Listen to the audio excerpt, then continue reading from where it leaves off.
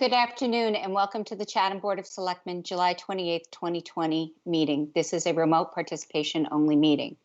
Please note that this meeting is being recorded and will be available shortly hereafter for scheduled and on-demand viewing on any smartphone or tablet device. If anyone is recording the meeting, please notify the chair. And I'm going to ask right now that if you are on the call to please mute your microphones and disable your videos until the time of that you would either be called on or you want to speak. Pursuant to the Governor Baker's March 12, 2020 order suspending certain provisions of the Open Meeting Law, General Law, Chapter 30A, Section 18, and the Governor's March 23, 2020 order imposing strict limitations on the number of people who may gather in one place, this meeting of the Chatham Board of Selectmen is being conducted via remote participation. Every effort will be made to ensure that the public can adequately access the proceedings as provided for in the order. A reminder that persons who would like to listen to this meeting while in progress may do so by calling the phone number 1-508-945-4410, conference ID 134-208-476#, or join the meeting online via Microsoft Teams through the link in the posted agenda. Despite our best efforts, we may not be able to provide for real-time access, and we will post the record of this meeting on the town's website as soon as possible. So to proceed forward, I just want to let you know, because we do have a lot of people on the call today, that the procedure of this Board of Selectmen is that we present and discuss agenda items by the board, and then we will turn to the remote participants, and we will roll call for who would like to speak on that particular agenda item or motion that we've been made. So prior to that, please, if you are not on part of the Affordable Housing Trust or the Board of Selectmen's committee, please mute your microphones and disable your videos until the time in which you would speak. Okay, so right now I will take a roll call of the Board of Selectmen, and then we will proceed. Peter Kokolas. Present. Dina Castro. Present. Corey Metters. Present. Jeff Dankins. Present. Okay, and we are present. All right, we do not have any meeting minutes this evening, but we are going to proceed with public announcements and agenda item requests. So I have something I'd like to speak to at this point, and then I'll ask the fellow board members if they would like to. So I just want to speak to this. There is tremendous frustration and, yes, anger around our town and our country that large gatherings are continuing despite the sickness and death we have seen and heard about for months as part of living amongst a pandemic. We are also frustrated that Chatham and our restaurant community is being painted in a light that is not accurate. We have taken great care to strictly follow guidelines and protocols set forth by health officials in planning and executing reopenings. Rumors have been flying targeting businesses and individuals that are not based in fact. This party occurred at a private residence and was attended by a number of individuals and purportedly from other towns. Of the 13 COVID positive attendees thus far, one of them is from Chatham. And contrary to the narrative, all attendees did not work at one business or even one business sector. And the gathering itself had absolutely nothing to do with our business community. Cape restaurants and other businesses, as well as state and local authorities, have continually shared very, very clear guidelines with employees about what is expected during working hours and reminders of the importance of following the guidelines. This isn't to diminish the seriousness of this issue, and this is true around the country based on what we have seen from many states, particularly among individuals in their late teens and 20s. They are not taking this pandemic serious enough, and we are asking for the public's help in impressing upon these individuals, their families, or inner circles, what the impact of their actions may be.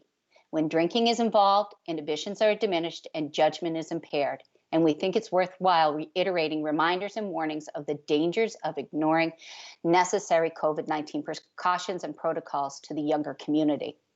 No matter your age or where you're from or who you are gathering with, even if it's close friends or family, you are at risk. And if you're not taking proper precautions, you are not only putting yourself at risk, but also your loved ones, their families, and their friends. Not to mention that your actions or lack of precautions may affect your employment if you cause your employee to shut down again.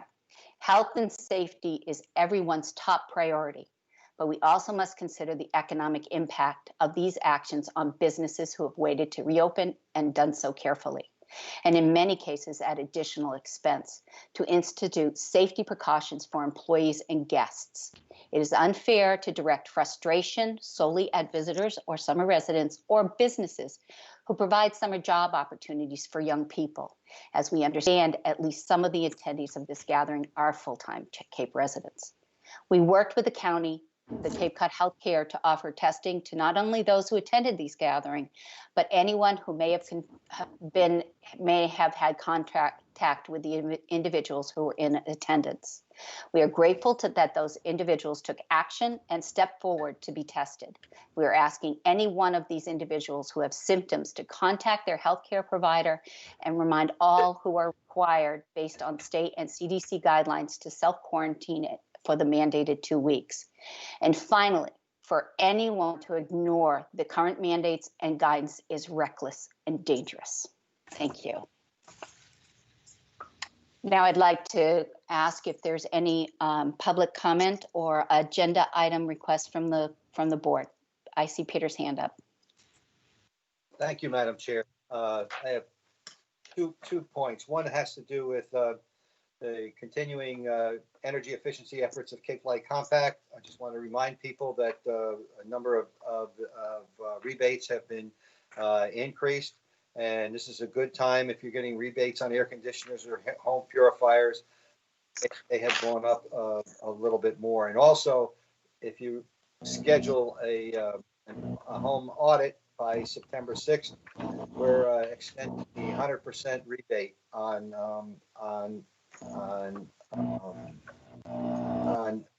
our insulation efforts. So that's a good opportunity. Also for small businesses, if you call by November 30th, you're eligible, should be eligible for 100% off on certain upgrades that have to do with lighting, water savings, and so forth, and also potentially on insulation. So you can see all of that on www.capelightcompact.org. Go for energy efficiency.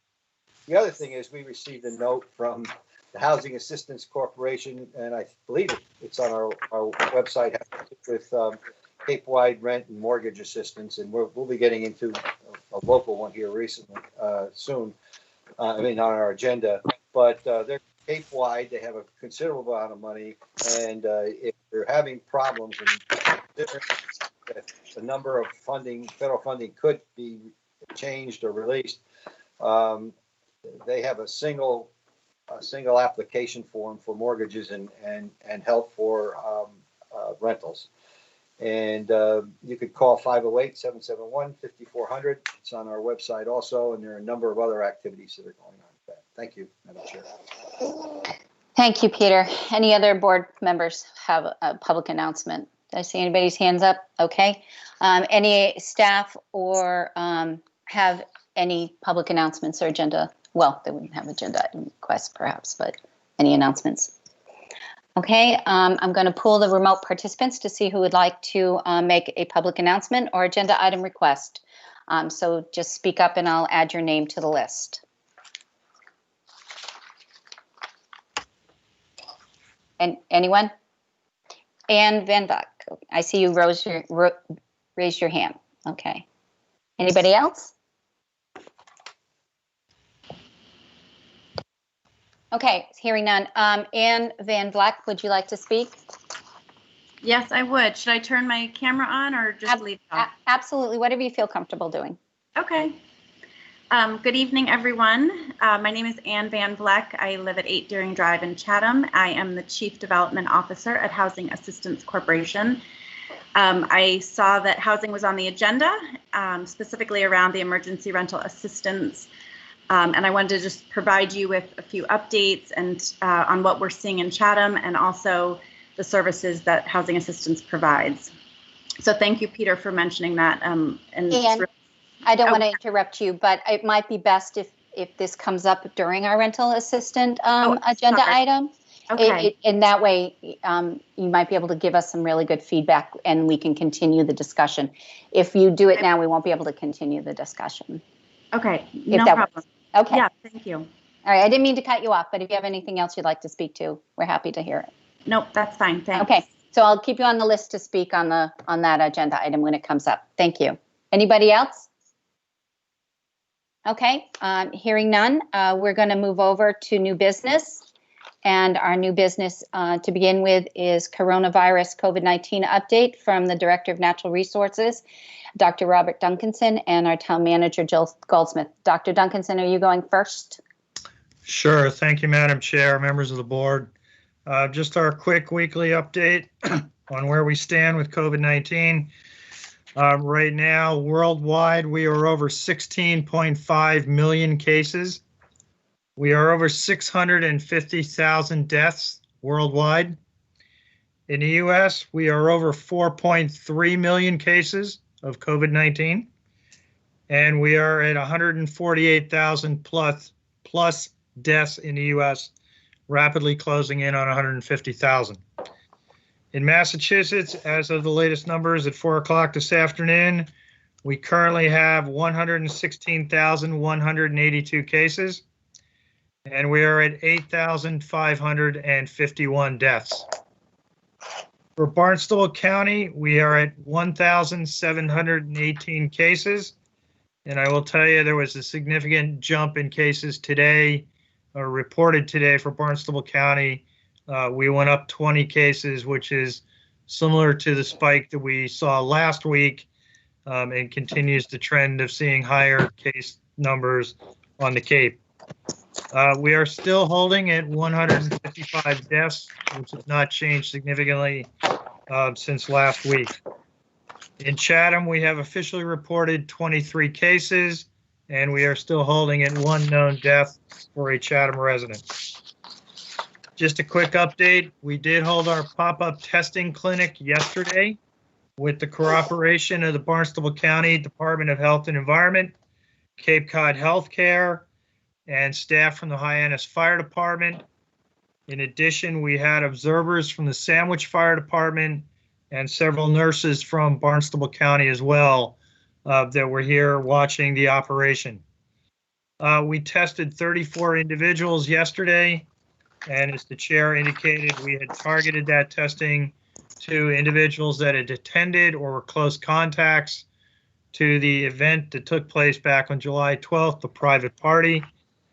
We also invited restaurants in Chatham and ultimately ended up opening it to restaurant employees in the towns of Eastham, Orleans, Harwich, Brewster, and Dennis.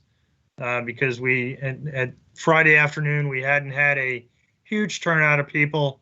And given the number of tests that were available to us, we thought it was prudent to open it up to our neighboring towns who also were being impacted by the fallout, I'll call it, from the event that took place in Chatham, or from the party.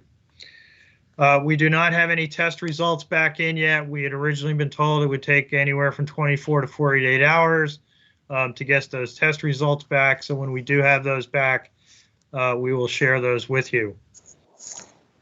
I can tell you that we had a conference call this morning with folks from Barnstable County, as well as a number of other of our surrounding towns, and a second pop-up clinic is in the process of being scheduled, likely to be held in Harwich next week.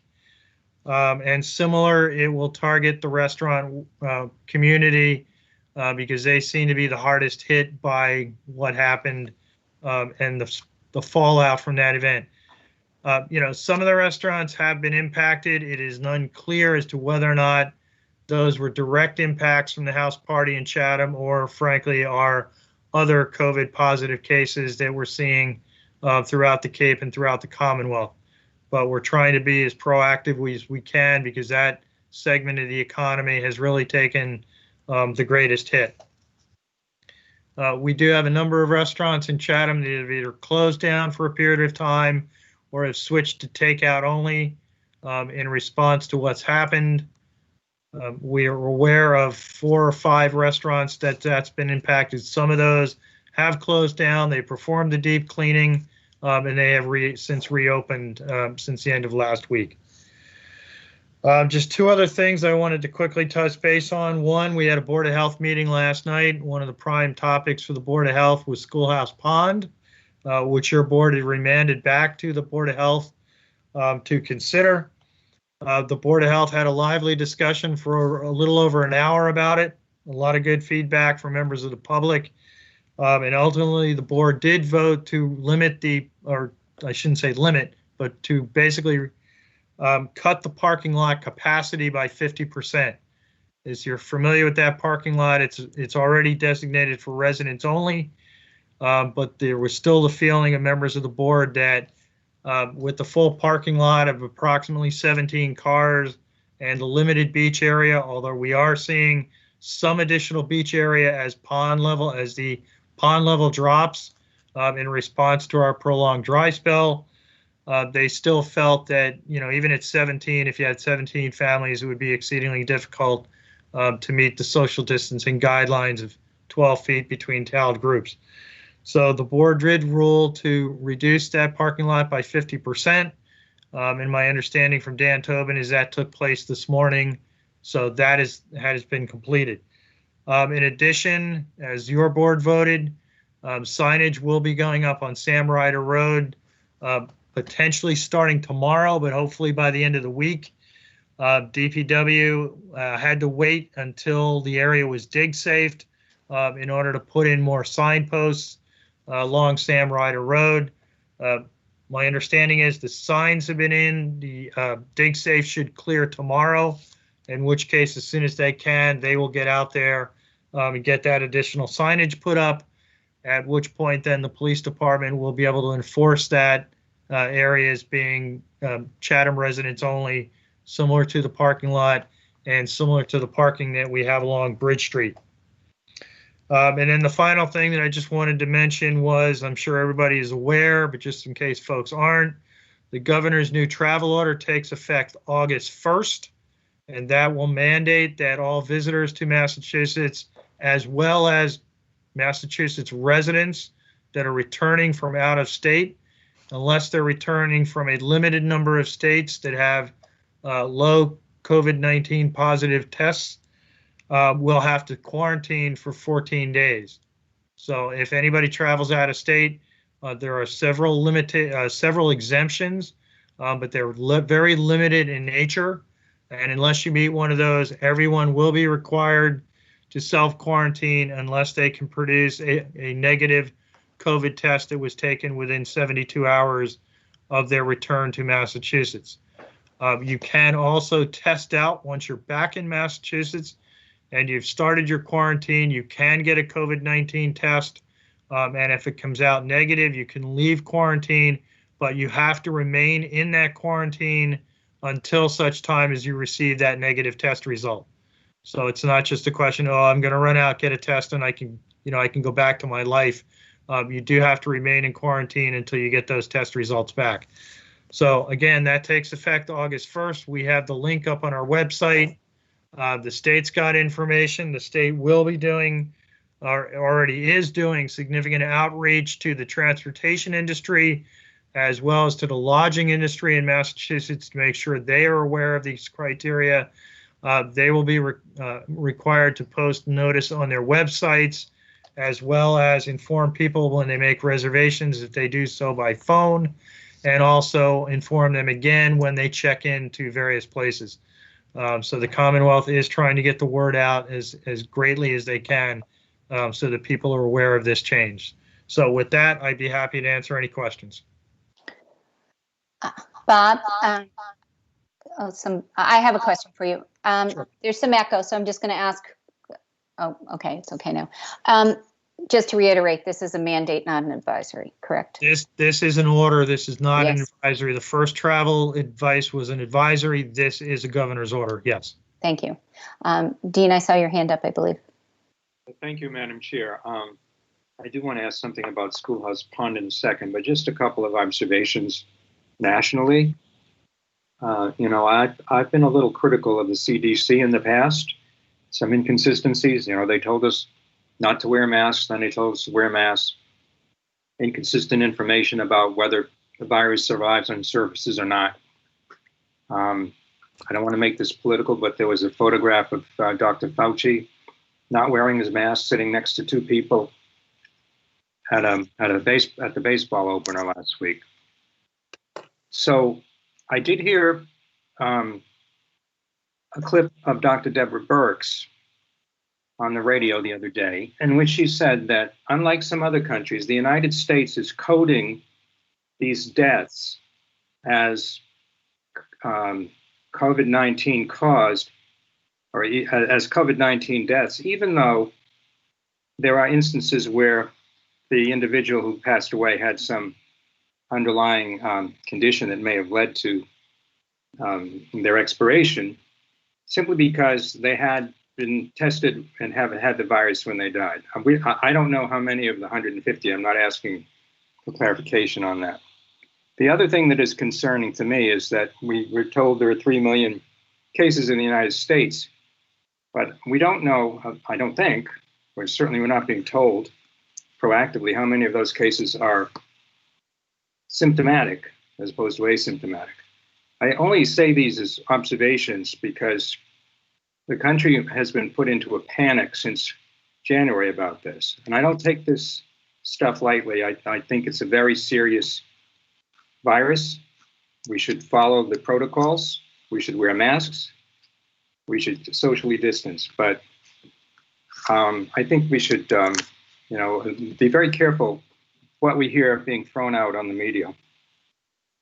So Schoolhouse Pond, was there any discussion at the Board of Health about, was there consideration of closing it to swimming as opposed to just limiting the parking? Yes, there was. That was definitely part of the discussion because that was one of the items that you folks had suggested the board consider. The board heard a lot of comment from users of the pond. Almost all the members of the Board of Health had visited the pond at various days and times, some as many as 8 times since last week. At various times, they took counts of the number of cars, they took counts of the number of out-of-state cars, the number of cars that didn't have stickers, they took observations of the social distancing.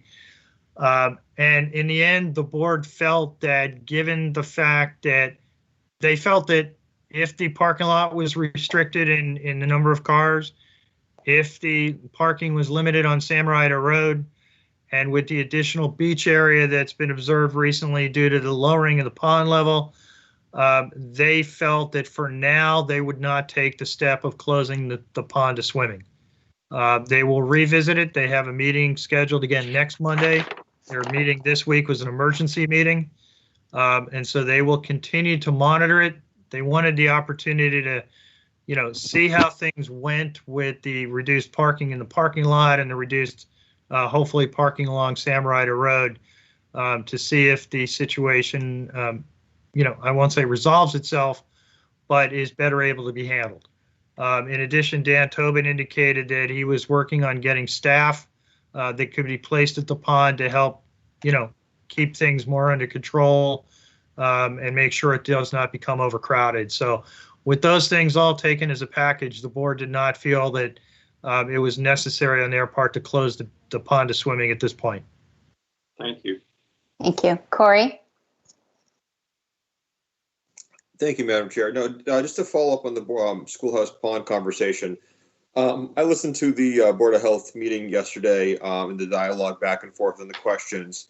I am anxious to get the signs up. I do think they're going to be impactful in helping, some of the parking issues. I do think the actions that Dan has taken, replacing the little cones was a more hardier system to eliminate some of the parking down there. The Orange Star House is, much more effective for sure. But for the benefit of our board and the Board of Health, the one thing that I heard yesterday in the conversation, and is I just want to understand what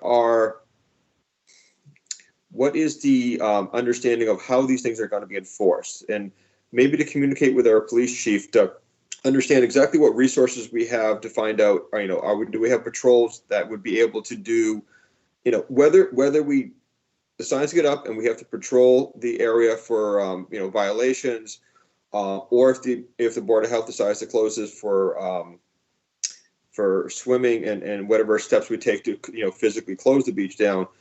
In either of those options, I want to kind of better understand our resources of what to expect for enforcement with whatever decision is made, because I think that is an important component in this whole process, because if we take any action and we don't know if it can be followed through with or to what degree it can be followed through with, it does have an impact on that. So I would just to throw that out, if we could reach out to the police chief to get a better understanding of our resources and what we could expect with either option, whether it be the parking or potentially a closure of some level, what would actually be the complete package. So thank you. Yeah, I can give you some information. We had during our department head meeting, and I've talked to the deputy police chief several times since your vote last week to make sure that they were ready to ramp up to address the parking issue, primarily along Sam Ryder Road. The police chief did indicate this morning that they have been in the parking area, the parking lot area, about 25 times in the last couple of weeks.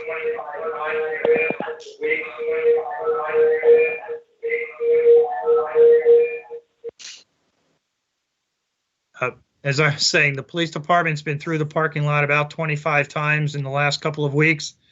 They have, on about 14 occasions, he said they didn't observe any issues. And again, it really depends on day and time that you happen to be there. On multiple other occasions, there were folks that should not have been parked there. In general, if they went ahead and the people moved the cars, they were not issued tickets. They were given a warning and then the cars were removed.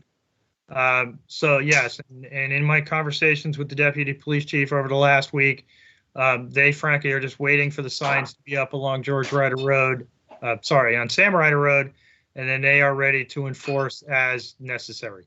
So, and I'm sure the police chief can provide more detail to you once things are in place. All right, thank you. Are there any other questions from the board? Peter?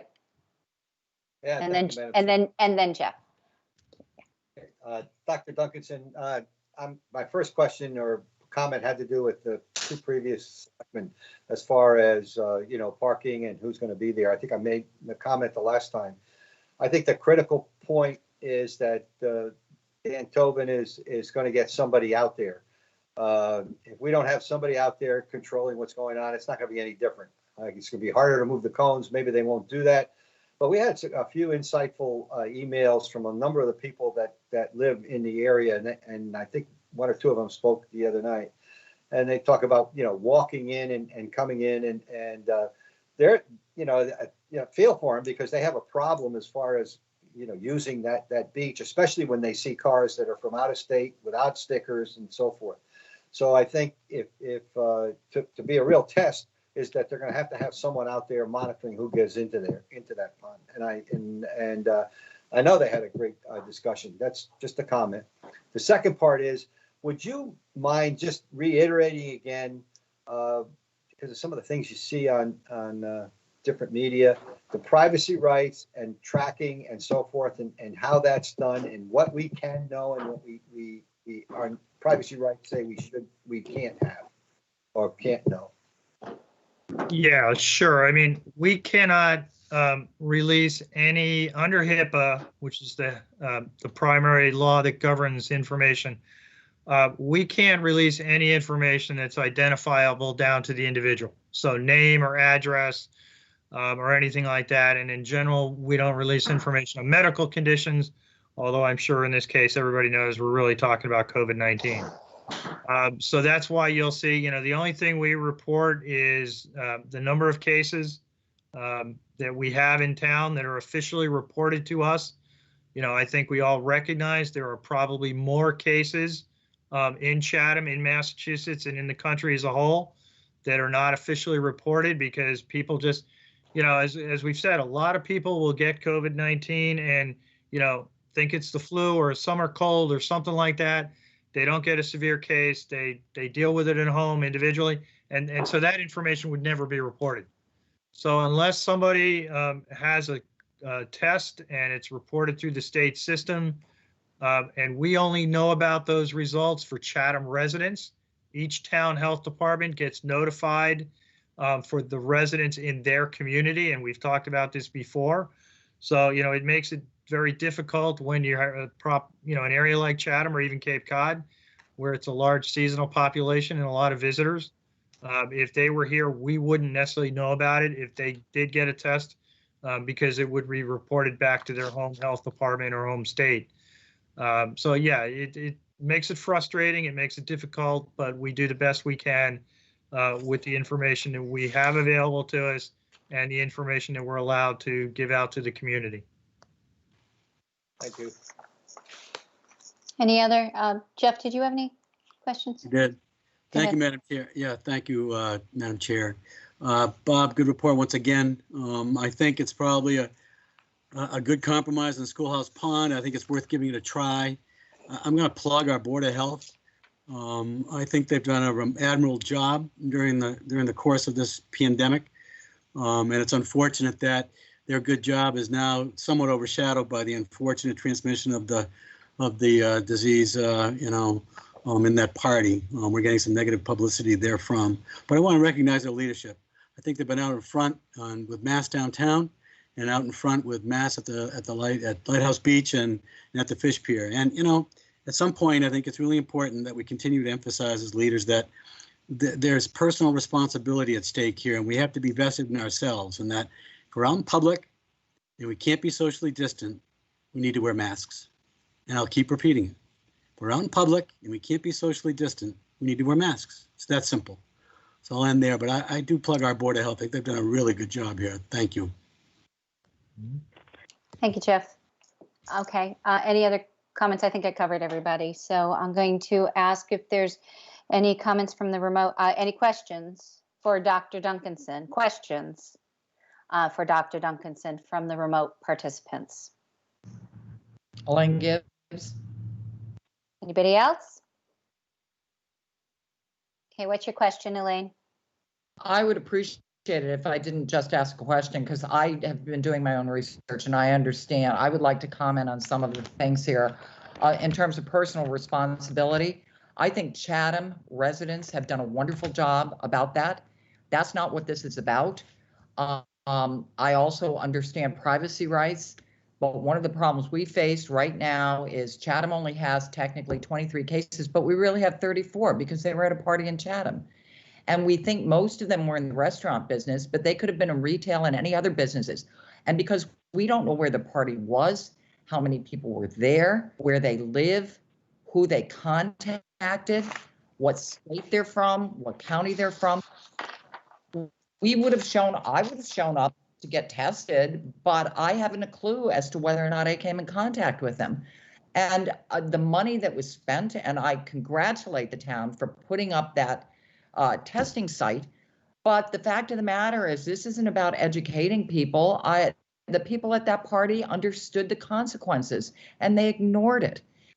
And I am a little disturbed with Governor Baker now making it mandated that people from Wyoming and South Dakota and states that have virtually no deaths have to quarantine, but he's letting in people from New York and New Jersey and Connecticut and all those states and not requiring quarantine. And then we can't find out who all these people were in town to say they have to quarantine. I'm sorry. I also want to say, Sharina, I really loved what you said, but I, for one, am not blaming the businesses. They have been put in a horrible position. So they're going to question their employees. And sorry, if people were at a party, they're not going to tell their employers that they were at the party, because then they're not going to get paid. So they're going to show up to work. And that is the problem with this. Unless Governor Baker says, because it's a state of emergency, and if you find that there are 60 people on private property, no mask, and people call in, residents call in and say there are 60 people here and they are partying and they are not wearing masks and they're not socially distancing, if they don't have authority to do something about that, we're in big trouble. So, and I am one for privacy. I don't believe in government interfering, but when people are belligerently doing this and putting us all at risk after this town, all of you guys have done an outstanding job trying to keep us safe. And now we are faced with this where we have no ability to control these parties. And there wasn't one, there had been many over since June 1st. We are really lucky our numbers aren't higher, and I think they could be, but because these people are not residents of Chatham, they're being reported in other counties or states. And that's why we don't know what the implications really are for our people. So that's all I have to say, but I just hope we can get a handle on this before the summer is over, because we're going to be left with a very serious problem at the end of the summer. And I understand the police or the Board of Health, somebody has to be responsible for being willing to go in and just break up a party. No arrest, nothing, just say you can't do this. You know, you can't be doing this at 11 o'clock at night, you know, when there are people's lives at risk. Thank you, Elaine. Thank you very will- much. We're going to move on. Will shut our businesses down. He will do that. Thank you. We're going to move on. Okay. Any other, are there any questions for Dr. Duncanson? Okay, hearing none, we're going to go to our town manager, Jill Goldsmith. Hi, Jill. Hi, thank you, Madam Chairman. So today's department head meeting, we focused on the reopening of the town offices to the public, and we're still working through how to contact trace, set that up for each building, as well as having appointments, and still working on the workplace modification. So we're still a few weeks out, and I did send an email to employees today advising them of what the status is, and that we will do a soft opening with the employees so that they can get used to coming back to work and getting into, you know, their routine as well. But I also sent the email to reminding employees to stay vigilant about wearing a mask, social distancing, and so forth. I think we're all feeling the same frustration as Chairman Davis had said in her statement at the employee level of working so hard. So I don't have a lot to report, but we're working through that, and I'll certainly let the board know, as well as the media, when we have everything set up. I do have a meeting tomorrow with the school superintendent and my colleague over at the town of Harwich to talk about school reopening and what each town is doing as we prepare to reopen to the public. So I'm hoping to have some information, and I know the board's interested in hearing from the superintendent. He's under a deadline for this Friday to submit their reopening plans too. So I think there might be some good news coming to us about some funding and grant by the feds, still working on that approval and through the state. So that was mentioned today on our call with the lieutenant governor with all the town managers statewide. So just a brief update, happy to answer any questions, and that concludes my report. Thank you, Jill.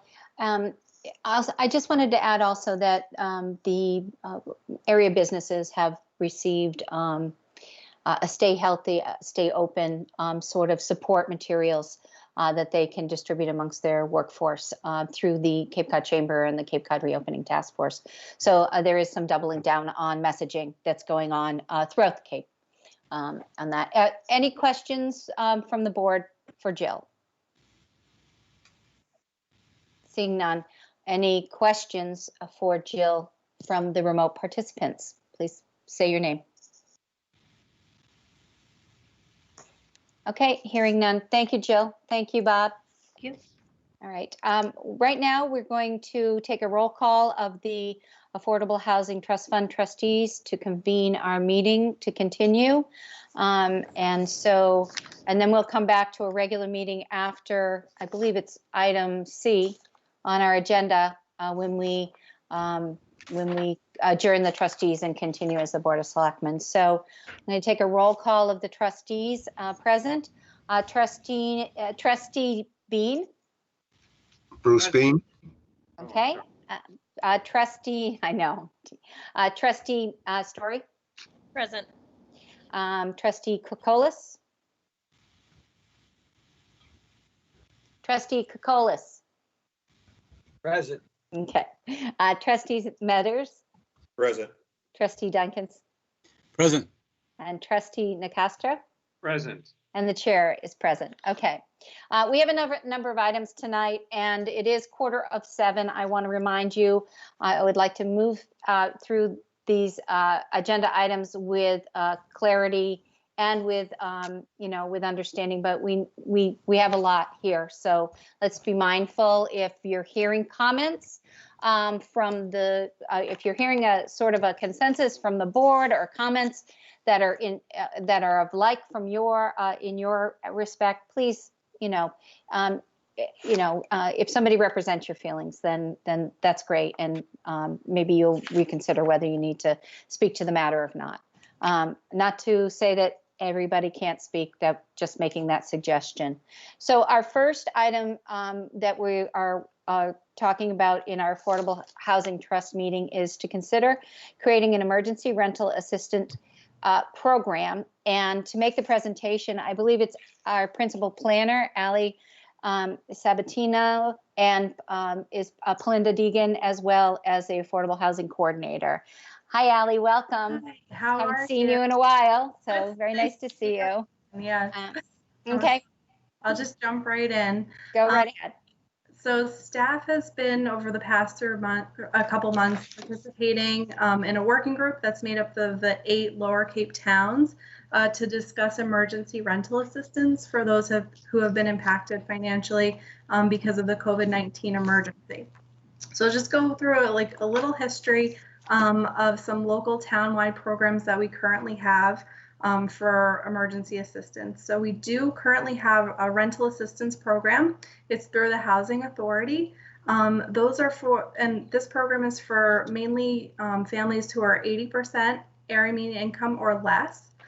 We also do have the Chatham Coronavirus Impact Fund, which is funded by private donors. There are no AMI limits here, but you do have the caveat, you have to be a year-round Chatham resident. So we're bringing this to you tonight because our current federal unemployment funds are scheduled to expire at the end of July, and we feel like this is the time when the need will be potentially the greatest. So we just really want to be prepared in case this does happen. So I'll just go through quickly the proposed guidelines that you have in your report. So this program is proposed to be temporary in nature, and I just want to reiterate temporary and on a 12-month period, so for 1 year. $6,000 per household.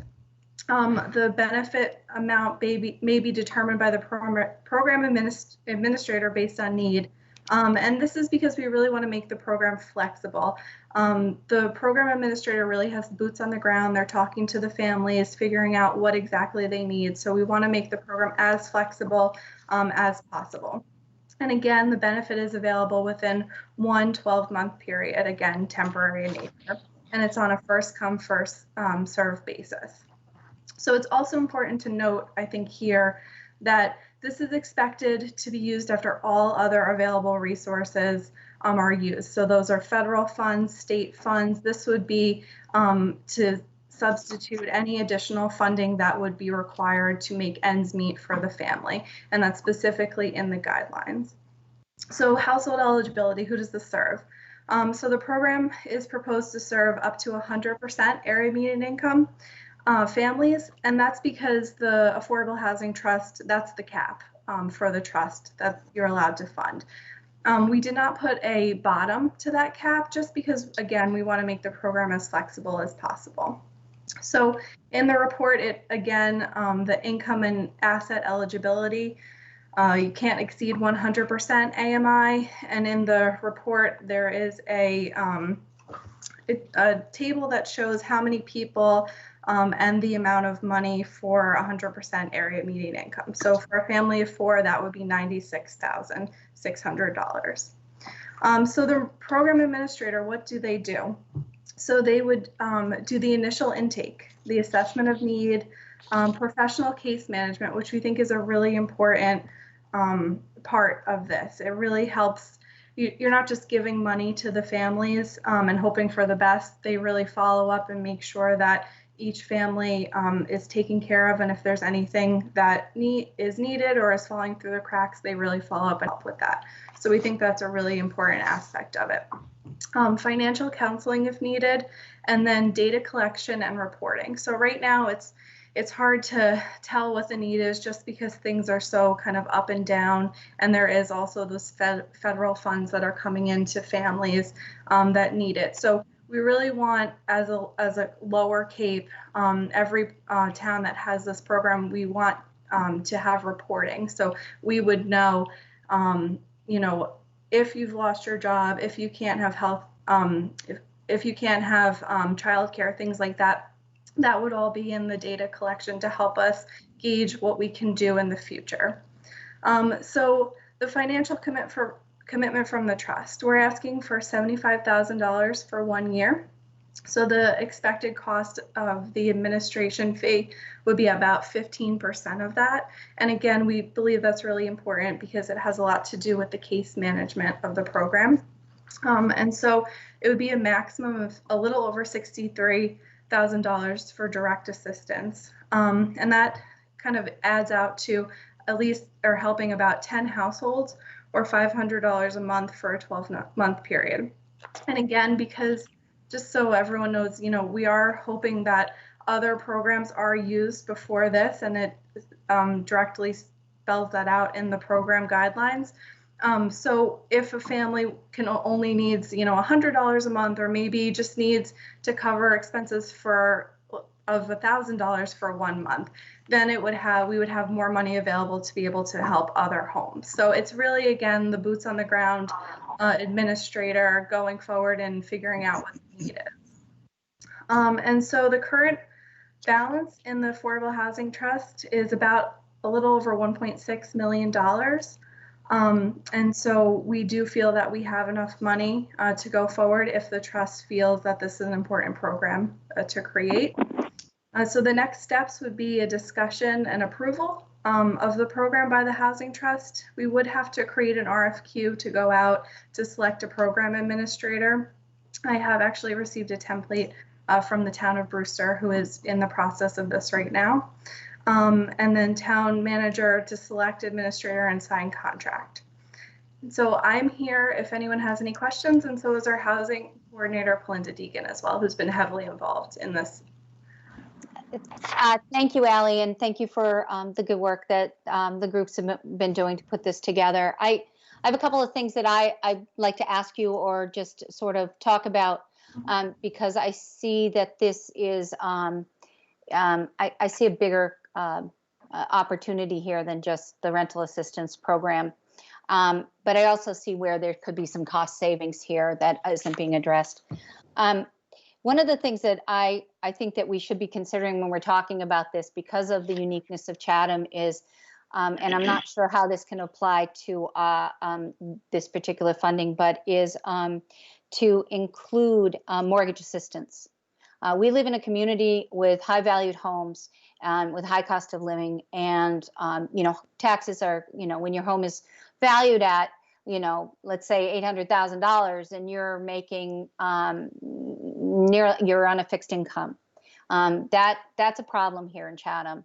And what I would hate to see is that people in this time start to lose their homes, and these homes are going into the real estate market. From what I've heard from the Cape Cod Real Estate Association, Chatham is the #1 highest sales market on Cape Cod right now. And so I would hate to see that we would lose people that have been working and living in town because of their mortgage. Another piece of this, as far as the program administrator, I feel it's really important that there's a screening process that is ramped up just a little bit. And I think this should be priority need based, not just need based. So it's just not people coming in the door, first come, first serve. We also, I think there needs to be creation of income verification protocol. Also, landowner and home ownership, landlord and home ownership verification, so there isn't a problem with any issues there.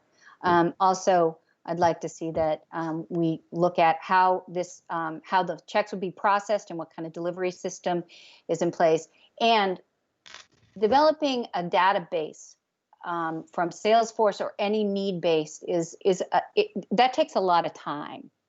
And if we can look perhaps in changing how we're looking for a town and an administrator for this program, and expanded it out to maybe some of the organizations that are out there that are already doing this work, perhaps we will decrease that 15% admin cost to maybe 8%, and then we turn around and we've got more money for the fund.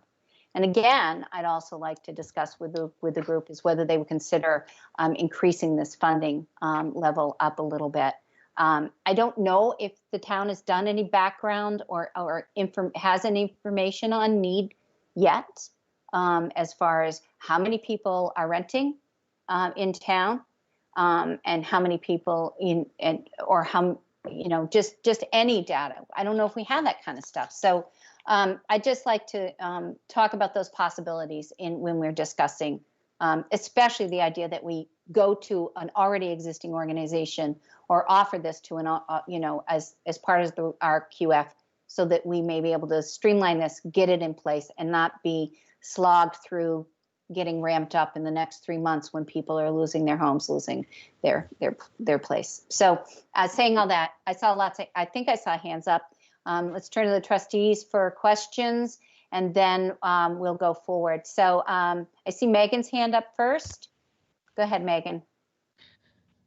So I will wholeheartedly support the mortgage piece as well. So I just want to throw that out there. And then I know that this will fall to whomever is administering it. And I do think that whether we share that person with another organization or we share that person with other towns in similar situations, I think that it's important to put someone in that position that comes from the human services background and has the information that they need to be able to sort of navigate this appropriately.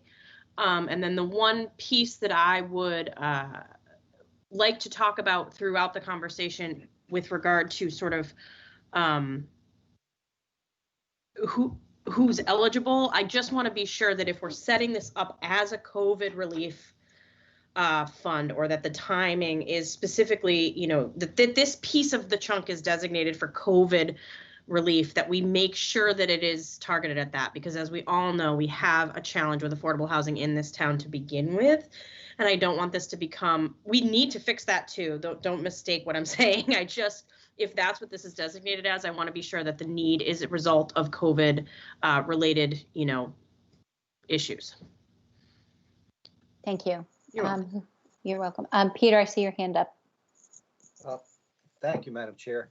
I appreciate, what the group has done, and they working with the Lower Cape Outreach. Just to put everything in, I agree with the mortgage side of that, given where we are. Let's just go over a couple things that we already know. We have a COVID relief fund, which is private, which is being in a town, which is taking care of anyone. There's no income limits. We have Affordable Trust that takes care of 80% of area mean income. I say takes care of, it addresses that. And then we have this, which is 100%. So, I think it's important to have a group of different efforts that are out there. However, they also have to be complementary or working together. I agree with, if you look at what, and I think I have this right, that our COVID relief fund, private relief fund, uses Lower Cape Outreach, which is an organization that does housing assistance, and a number of others maybe use the housing affordability. Oh, it's the other one out on the Lower Cape. They do all the work that we talk about here, that looks at whether someone, they understand, getting the salary incomes and so forth. So the question is, I don't know if we can come up with an answer of whether we need more money for this fund right now or not. I think it serves a purpose, but it has to be complementary with all the rest of the things. I think it's trying to do that, but there may be ways to do. I like your point about maybe saving some of the overhead costs, because a lot of that is being handled by other people. So they've been working on this, as I understand it, for quite a while. And it's a good idea. We'll just see how it works out. Thank you. Yeah, I agree, Peter. I think that the fact that people are already doing these programs and can, would be helpful in making it happen quickly, because it is a COVID relief fund. If the board doesn't mind, our housing coordinator, Pelinda, has her hand up, and I'd like to hear from her as a presenter. Pelinda? Thank you, Madam Chair. Hello, everybody. My name is Pelinda Deegan. I'm part of the Housing Coordinator team and Housing Advocacy Program Manager at Community Development Partnership. And I just wanted to kind of emphasize what Ali has mentioned already. And the idea behind this Lower Cape Regional Rental Assistance Program was, one, to have the capacity and ability for the Lower Cape towns to have a rapid response and expand relief for residents that may not otherwise be eligible for federal and state programs like IRMA or RAFT. This program will also offer a standardized process of application. As a housing coordinator, I've heard from many residents the confusion of filling out an application and who to go to and what program or relief fund to what they fall under. And so the standardized application process is also a feature. The other component is a case management component, which to the group was so critical, and includes various tasks and services that is individualized per person or family to prevent homelessness, and more importantly, to stabilize households. And the last feature that was added to this program guidelines was to incorporate the data collection component. And the thought was that information can be a source of data that can track various metrics that show the many ways COVID-19 has impacted our region and community. Thank you, Pelinda. I'm turning back to the trustees and seeing show of hands. Corey, then Dean. Thank you, Madam Chair. So a couple questions, or a couple comments. So we're obviously focusing on the COVID-19 impact, which we all know is probably broader than the 10 or 12 households that this fund would potentially help out. I do support having the program administrator having some flexibility to determine funding, on need. I certainly do agree with the chair's previous comment that it'd be a priority need and not necessarily a first come, first serve. I think that'd be an appropriate way to look at the funds. But I'd like to back up a second. I believe there was a comment made about maybe looking to increase some of these funds, and I'm just curious to see what the appetite or what that number is, because at $75,000 with the 15% administration fee, leaving about a $63,750 for assistance, so we're talking 10, maybe 12 families, what could we really do? What is the thoughts on where we could go with this? So I'm just throwing it out there as a question. Okay, thanks, Corey. I'm sure we'll double back on that, or if anybody wants to talk to that while they make their presentation. Dean, and then Jeff, and I imagine we'll hear from Bruce as well at some point. Go ahead, Dean.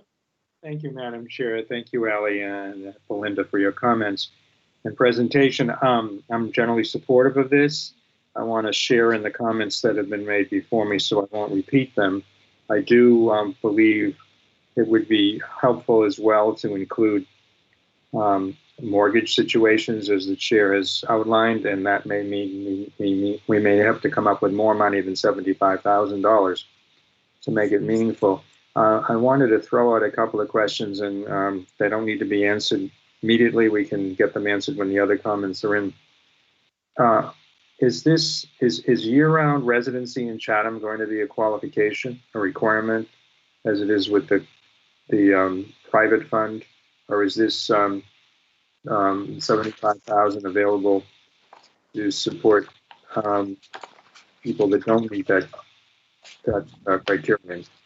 Also, there's a reference to something called home sharing. I'm not quite sure what that is. If someone could explain that for me at some point.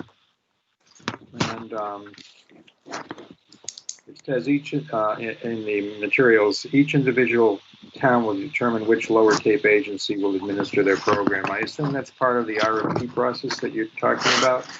But if you could clarify that. And lastly, would the grant monies be paid to the applicant or to the landlord?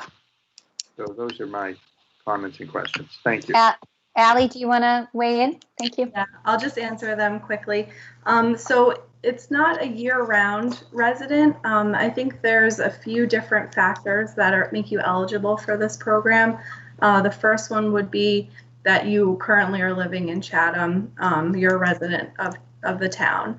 The other one would be that you have a child within the school system, or that you work in the town as well. So there's a whole range, and I believe, and Belinda, you can correct me if I'm wrong, but I believe that those are reflective of the HUD standards as well. That is correct, Allie. Okay, thank you, Belinda. Thank you. Go ahead. I'm sorry. There was a few more questions, Dean. Can you just tell me the next one? Home sharing. Home sharing. So if someone is renting a house and they qualify, we want to be able to help them pay their portion of the rent as well. So that's that answer. Okay. Are the funds paid directly to the landlord or to the applicant?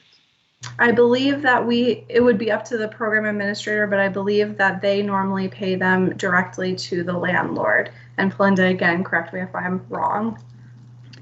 You are also correct in that aspect. The last question was really related to the statement in the materials that each individual town determines which Lower Cape agency will administer the program. Apparently that has to be done through an RFP process. It can't just be that the town manager would identify some entity. That is correct. We had originally, when we began this working group, we had hoped that we could potentially do one emergency rental assistance program with all of the towns on the Cape, going in together and putting funds into that pot of money for the emergency rental assistance. But after discussion, we thought it would be better and more helpful if it was each town specific. So that's probably where that phrase came from. Okay, thank you. I would just add at the end, if I might, Madam Chair, that if this is to go forward, I think if it's to have any real impact, it's going to have to move quickly. Agreed. Thank you, Dean. Jeff. Yeah, thank you, Madam Chair. A lot of the points have been made and very well. I would support it being including mortgages as well. I think that's a no-brainer. To that point as well, I think we may have to increase the amount if you're going to include mortgage assistance, because mortgages typically are higher than rentals. I think income verification is a no-brainer.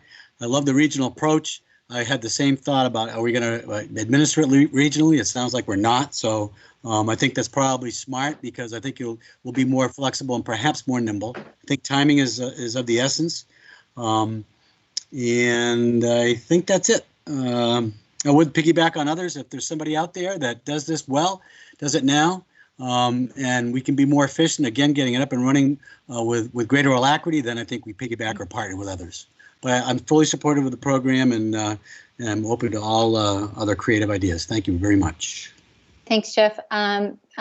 Bruce Bean, you have some questions or comments? You might want to unmute yourself. You don't mind? Thank you. Thank you. I'm very supportive of upping the amount of money in the program. I just want to make sure there's no trap that when this program sunsets at 1 year or whenever, that money isn't trapped in there. So I could answer that just really quickly. No, it is the intention that any funds that are not allocated during the 12-month period would be returned to the trust. Any other questions, Bruce? None. Thank you. So we have some discussion on the table about the idea of increasing this fund and also adding it into it a mortgage component, and to consider opening this RQF up to organizations. I don't know if I heard anything on the restrictive side, but those are the three things that I'm hearing from the group, that and that it's not a trap, that going forward that maybe we should amend into the program, but I think we need to do a motion to do that, a recommendation. Any thoughts? Continue the discussion. Jeff, and then Bruce. Yeah, Madam Chair, I think we do need a motion, and I'll offer one here. I respectfully request that we create an emergency COVID-19 rental assistance program, which includes mortgage assistance, with the attached description and guidelines for a period of 1 year, and allocate $150,000 to such through the Affordable Housing Trust Fund. Any funds not committed or dispersed by the end of the year will be returned to the Housing Trust Fund. And I doubled it only because I know the monies will be returned now, and so I'm comfortable doing so. And I think we will have takers on the mortgage front, and I do think those amounts will be greater. So that is a motion. Do you want to add in that we expand Yes. this to organizations that are already have existing programs? Yeah, and a preference, the motion includes a preference for those that already administer similar programs to what we described. Okay. Any further discussion? Second on that motion? Second. Okay. Any further discussion? Bruce, you have your hand up still. Is that from before or after? Before. Okay. Corey, is your hand up? Just one question. Yeah, yes, it is. Yes, Thank it is, you. Madam Chair. Just not sure if it needs to be put in the motion or with part of the discussion. Are we doing this on a priority need or a first come, first serve? I don't know if that needs to be part of the motion. Or if there's any preference from the rest of the trustees. Jeff? I think it's an excellent point, and I don't know if we would make it part of the motion or we direct the program administrator, be they one that currently does that now, or our strong preference is to have some sort of priority ranking, which I think it's an excellent idea. Okay. Any other, we have a second, Dean. I see your hand up. Just had a question about the third point that was added in about expanding the program to organizations that are similar. I wanted to get an understanding of what that means in terms of practice, and then secondly, a question to the town manager: does that square legally with the RFP process? Does it impact the RFP process in a way that's not permissible? Because someone could explain first what we mean by that. Maybe. You want to do the, go ahead, Jeff? Jeff's motion. No, there are outfits out there, Dean, and I'm familiar with some of them that do similar, that undertake similar endeavors, I should say, that have case management components and that do this, or have this type of support out there. In my world, HACK is one, but there are others as well. Especially, and the danger here is if folks are on the brink of becoming homeless, that's the danger. So we want to make sure that folks don't become homeless and don't end up on the streets of Barnstable and end up in my shop, if you will, looking for health care because they have issues, be they individuals or families. I've seen it all. And I might add, there are, I think it's more, if we find a good partner, it's more efficient to do it with somebody that's already doing very similar work. That's all. So basically, you're thinking of these organizations as the administrators or the potential administrators. Is that what we're talking about? Yeah, okay. Yes, Steve. Yeah, yes, sir. Yeah. Okay. Yes. So I think it's important to understand that this is crisis driven, and these people and different organizations are already doing this kind of work and know and know how to do it. If we're trying to get, if we're going to hire somebody, we're going to have to do all the support. We're going to have to figure out all that. And I think that it would be prudent of us to move forward with this with a good understanding of programs. I see Allie's hand up, Palinda's hand up, and then Ann Van Vleck's hand up. So I'll take them in that order. Allie. Hi. So I just want to confirm, I know that mortgage assistance is key to what you guys are hoping to also accomplish through this. I just need to confirm that that is an allowable use. So I'm not sure if that's, if you want to say that in your motion, or your motion should reflect that if it is not allowable, we'll just still go forward with the emergency rental assistance portion of it. And then I just also wanted to let you know, when we were in this working group, a lot of the organizations that you all are speaking of, they were involved in these conversations, and they are hoping to be the ones that are the program administrators. We would not be doing this in-house or hiring someone to do it. It would be through hopefully through one of already the existing program administrators that are out there. Thank you, Allie. Bruce, I believe, and then Ann. The only question I have is, given the scale of this, is there any appetite for going to $250,000? That's the number I would. Comment from Megan. Megan? I would say that I don't know if this is even possible, but if we can wait to see if mortgage is allowable, then I think we can more accurately determine, or at least, you know, have a better ballpark of what we might need. I'm all for going up. That being said, I just, you know, I want to make sure that we're not short-sighted. So maybe we instruct that there be a review process within, 60 days of the program implementation to see if there's more need. I mean, we know that the COVID Impact Fund has been, they've had a lot of need. And what Allie said prior to this about the idea that, a lot of people are going to be losing their unemployment assistance, and we're facing some economic uncertainty going into the fall. This is going to be a key component to partner with other funding that people will be able to get help with. Bruce, and then and I'm sorry, Ann, I'm going to call on Palinda first and then you. So Bruce, comment? No comment. My okay. comment was upping the amount. Okay, thank you. Palinda, you have a comment, and then Ann, and then Peter. Yes, thank you. I just wanted to add, you mentioned review the program.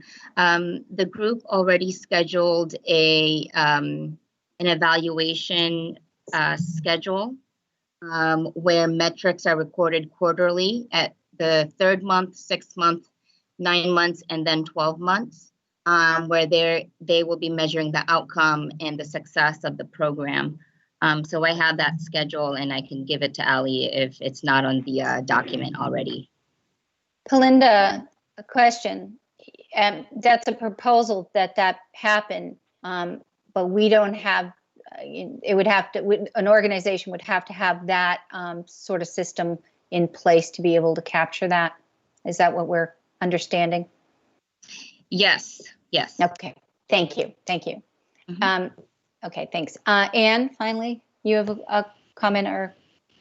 Yes, thank you, Madam Chair. So I just wanted to reiterate, again, Housing Assistance Corporation, I'm a Chatham resident, and we have been a rental assistance administrator across all of Cape Cod, the entire region, plus both islands since 2011.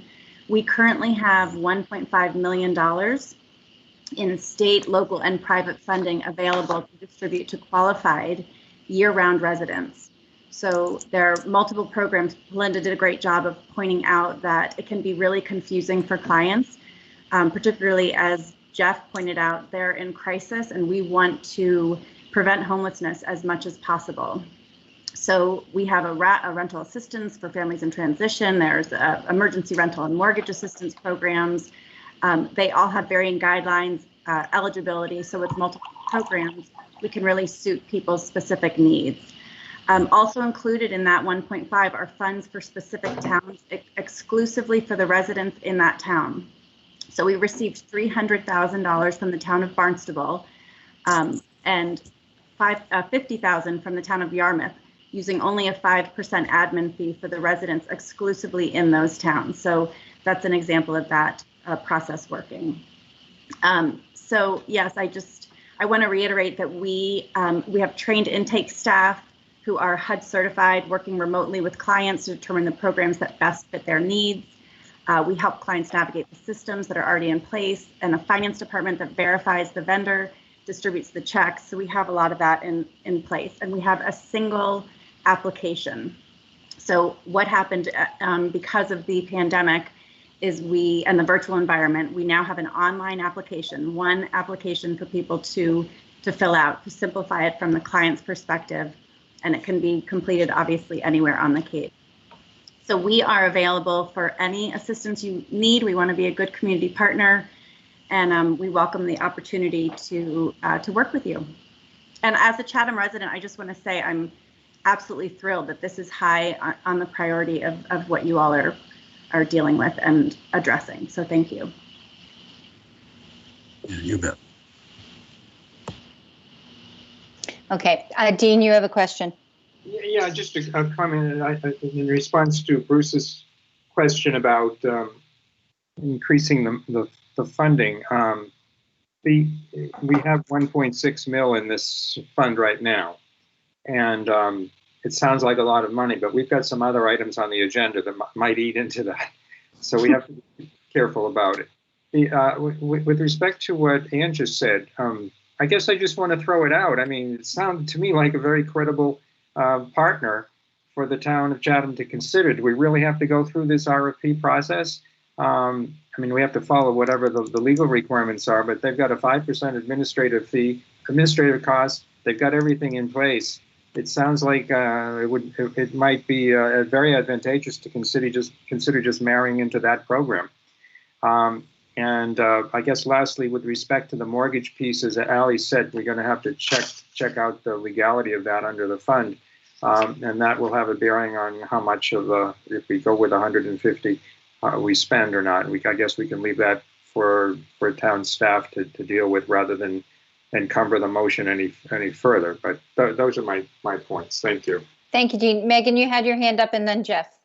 I was just going to second what Dean said about HAC. I've dealt with them in the past. I have worked with them through the Cape Cod Chamber and various other organizations, and I think that they would be perfect for this. So I don't know how that works, but with an online application for people, I think if we have an organization who's set up to do it, I would wholeheartedly support that.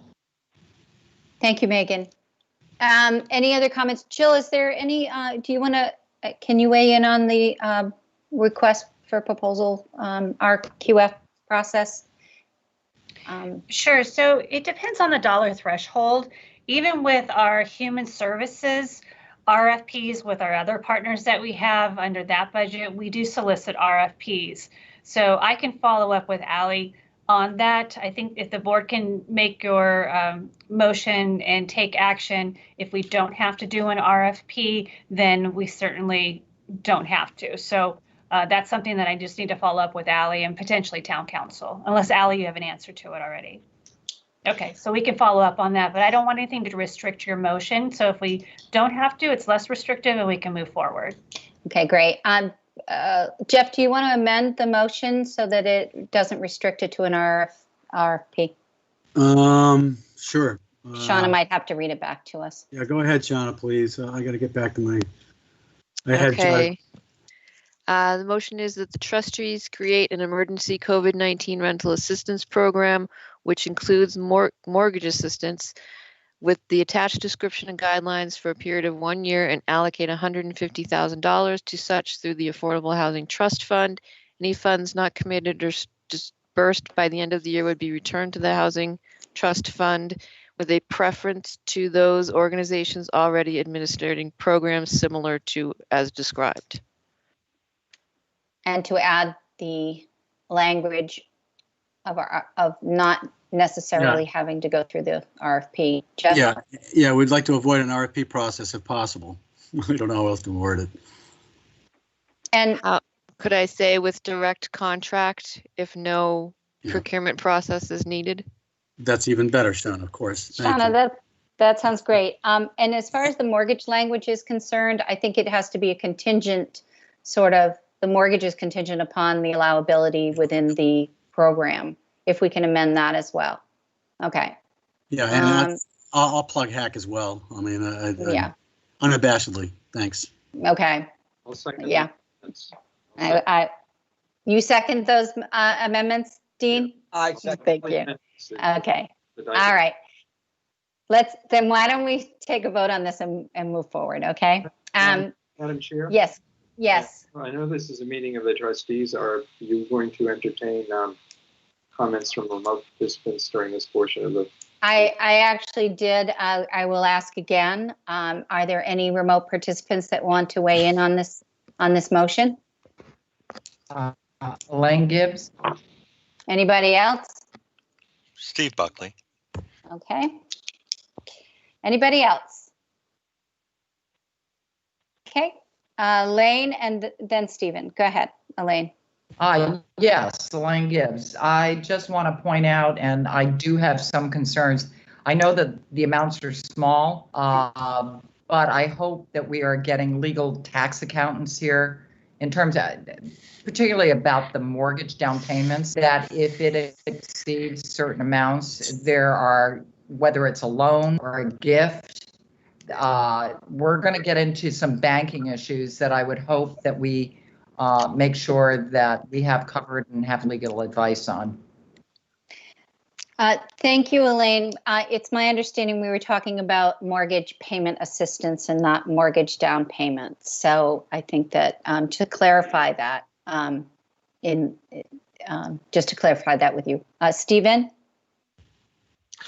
Yes, I just wanted to make sure that people heard that there's a website that they can go to when they hear about hack. They might not, if you Googled hack, you might not get the website. It's HAC on CapeCod.org. Okay. So I just want to make sure people heard that. Thank you. Thank you, Stephen, for that information. Appreciate that as an update. All right, we're ready to vote now. So I'm going to go through a roll of the trustees. I think Tracy Cannon had her hand up. Oh, did she? I'm sorry. Go ahead. Hi, Shireen. Hi, Yes. Madam Chair. Thank you so much. I just wanted to say that I'm very I'm being in the trenches. I'm sort of in it, and I do know that all of my tenants right now are okay, because I'm sorry, from the Housing Authority, because they because of all the assistance that they're getting from the federal government, but that I very appreciative of what Mr. Dykens said, and even more appreciative of what Mr. Bean said. I think the higher the better, only because I have a feeling that we need to be very proactive instead of reactive in this. I think that everybody, I don't even think we've begun to see what's coming down the pike, and it honestly terrifies me. So I'm so grateful to everybody for supporting this, and but I think if anything, the higher number the better, and just being, just as I say, being proactive, because we don't know, we have no idea, and I feel like the bottom is going to fall out, and it'd be great if there was money in place to help people when they needed it. Thank you, Tracy. All right. Any other comments from the remote participants? Seeing none, we're going to take a vote on the motion, and we'll start with whoever I see first, which Megan Story? Aye. Bruce Bean? I approve of it. Okay, thank you. Peter Kokolis? Aye. Corey Metters? Aye. Jeff Dykens? Aye. Dean Nicastro? Aye. And the chair says aye. So the creation of emergency rental assistance program passed 5-0. Thank you very much. This is important work right here, right now. Okay. The next order of business for the trustees is to reconsider a revision to the 11 George Ryder Road South Land Disposition Agreement. And I think presenting this, before I go, I want to say thank you to Allie and Pelinda for their work. Much appreciated. Sorry, I move on too fast without thanking people. Thank you very much.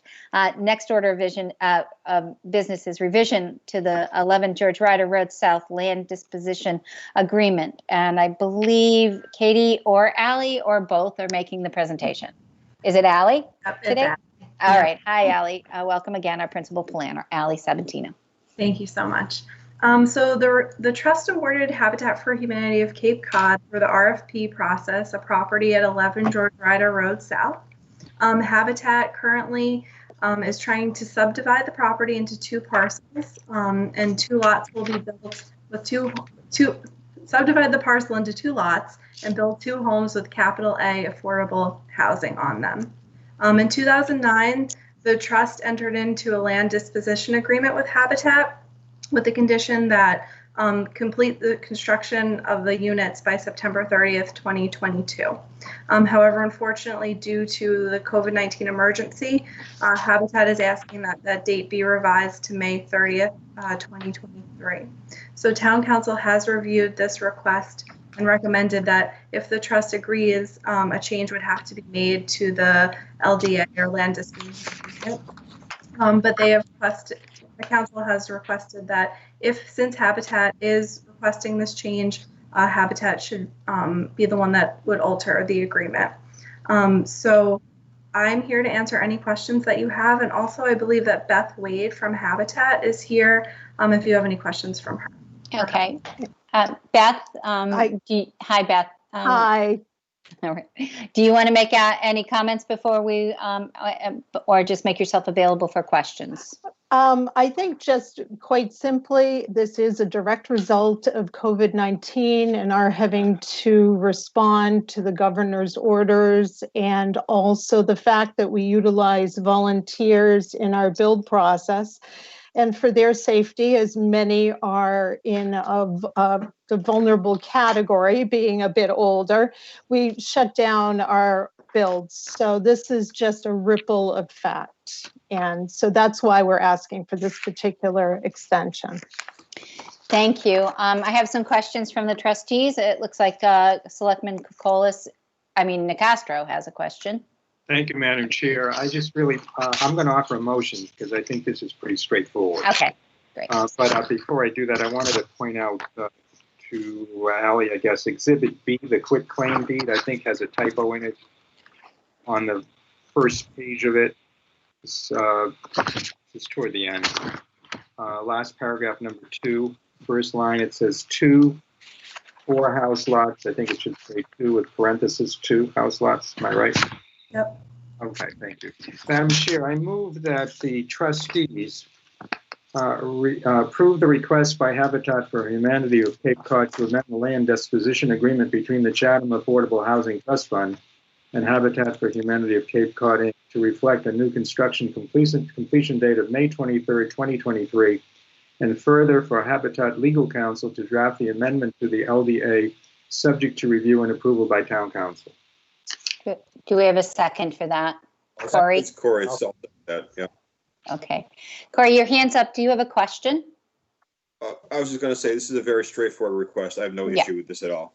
Okay, thank you. Any questions or comments from the trustees? Okay, hearing none. Any questions or comments from the remote participants?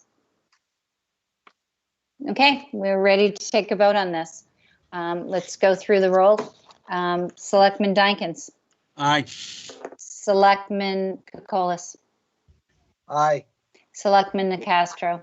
Aye. Selectman Metters. Aye. Trustee Bean. Aye. Trustee Starry. Aye. And the chair says aye. Okay, great. Thank you, Beth. Thank you, Allie. Beth will be moving. You'll be moving on. Thank We're you. anxious to see the houses finished and completed. Thank you. You're welcome. Have a good day.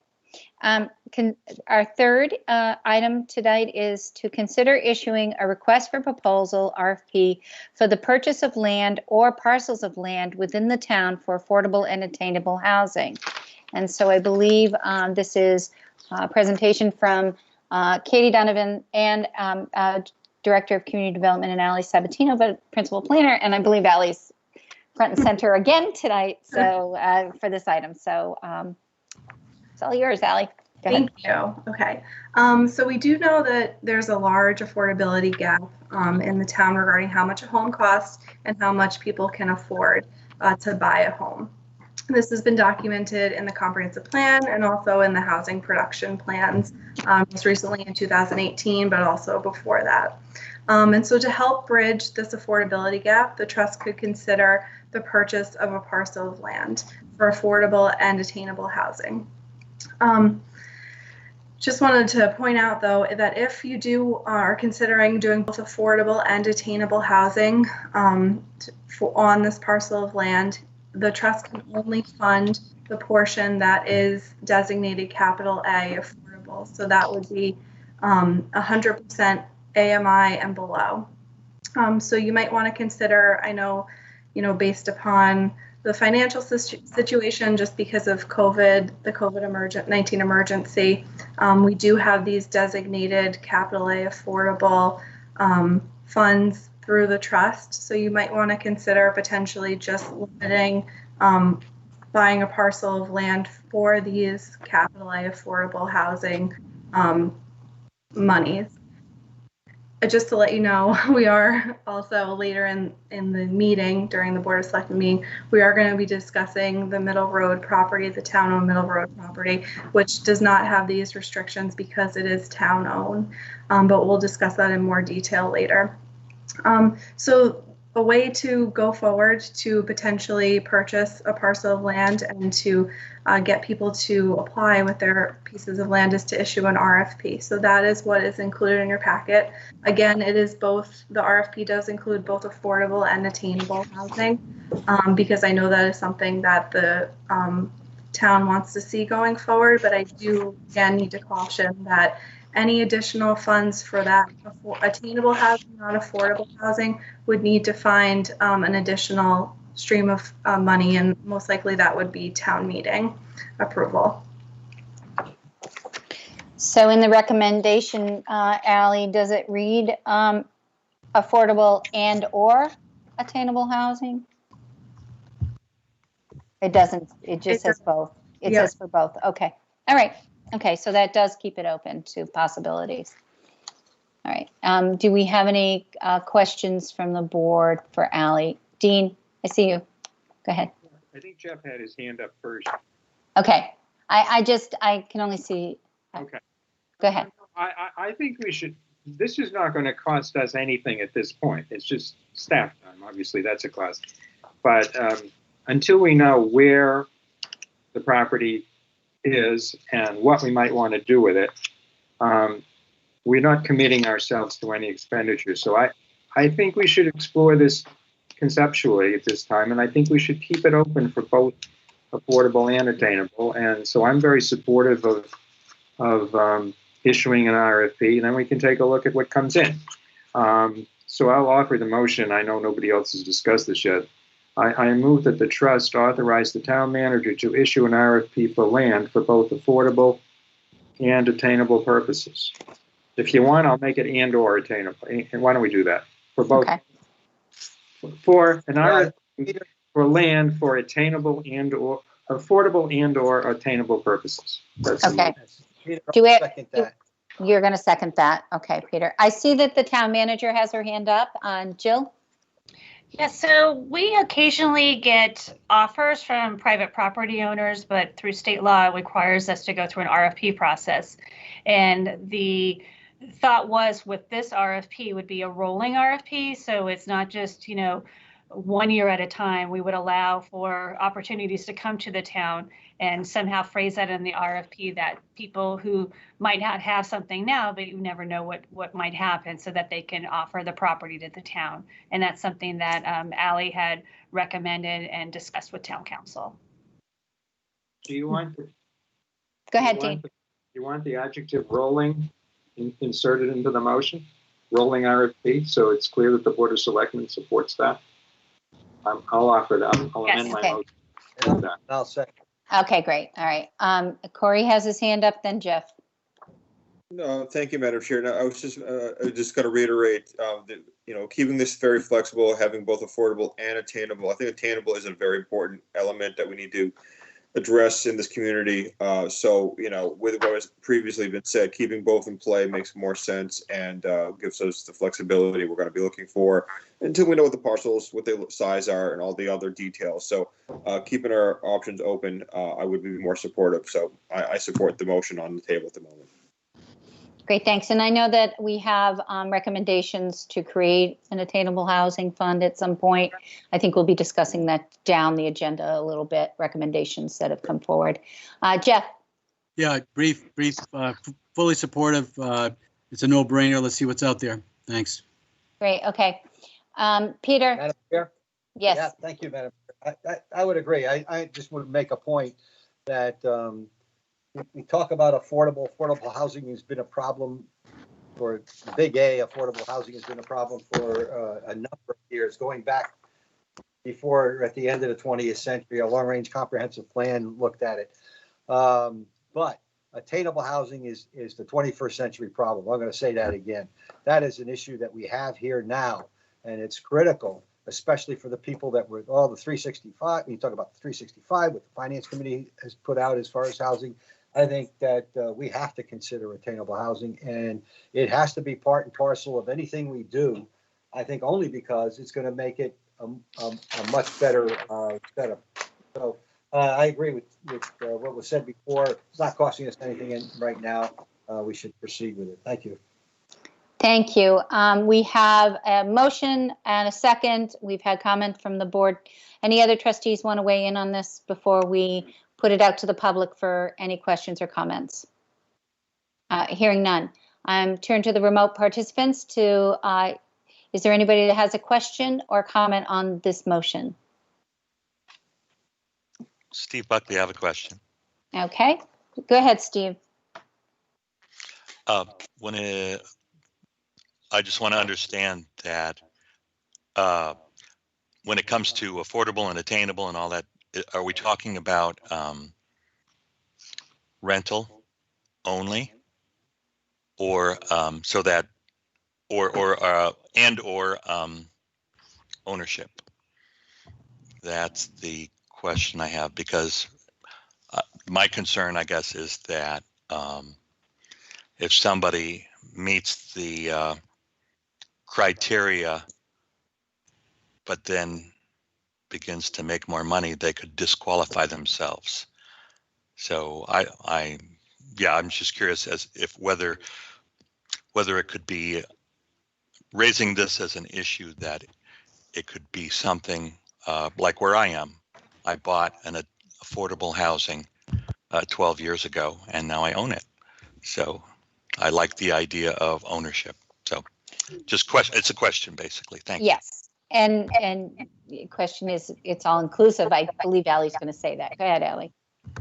Yeah, so this is the first step in the process, which is to put out the RFP to gain, ideas of if there's any parcels that meet our, what we want to accomplish here. And then the next step, and we'll talk about this in the next item on the agenda, but is to potentially have community engagement to figure out exactly what the town as a whole really wants to see on these parcels or parcel of land, whether it be rental, home ownership, things in that nature. We really want to have a community engagement process. So this, again, is just the first step to figure out if there's any parcels out there that are worth pursuing for this goal of affordable, attainable housing. But then the next step, we would figure out, exactly what the town wanted to see on them. Thank you, Allie. Any other questions from the remote participants? Okay, hearing none, we're going to take a roll vote on this on the motion. Selectman Nicastro, Dean. Aye. Corey. Aye. Thank you, Aye. Dean. Thank you. Peter. Aye. Bruce. Aye. Jeff. Aye. Megan. Aye. And the chair says aye. Okay, thank you, Allie, for this presentation. Next order of business is to consider trust fund contribution towards a housing and community engagement consultant.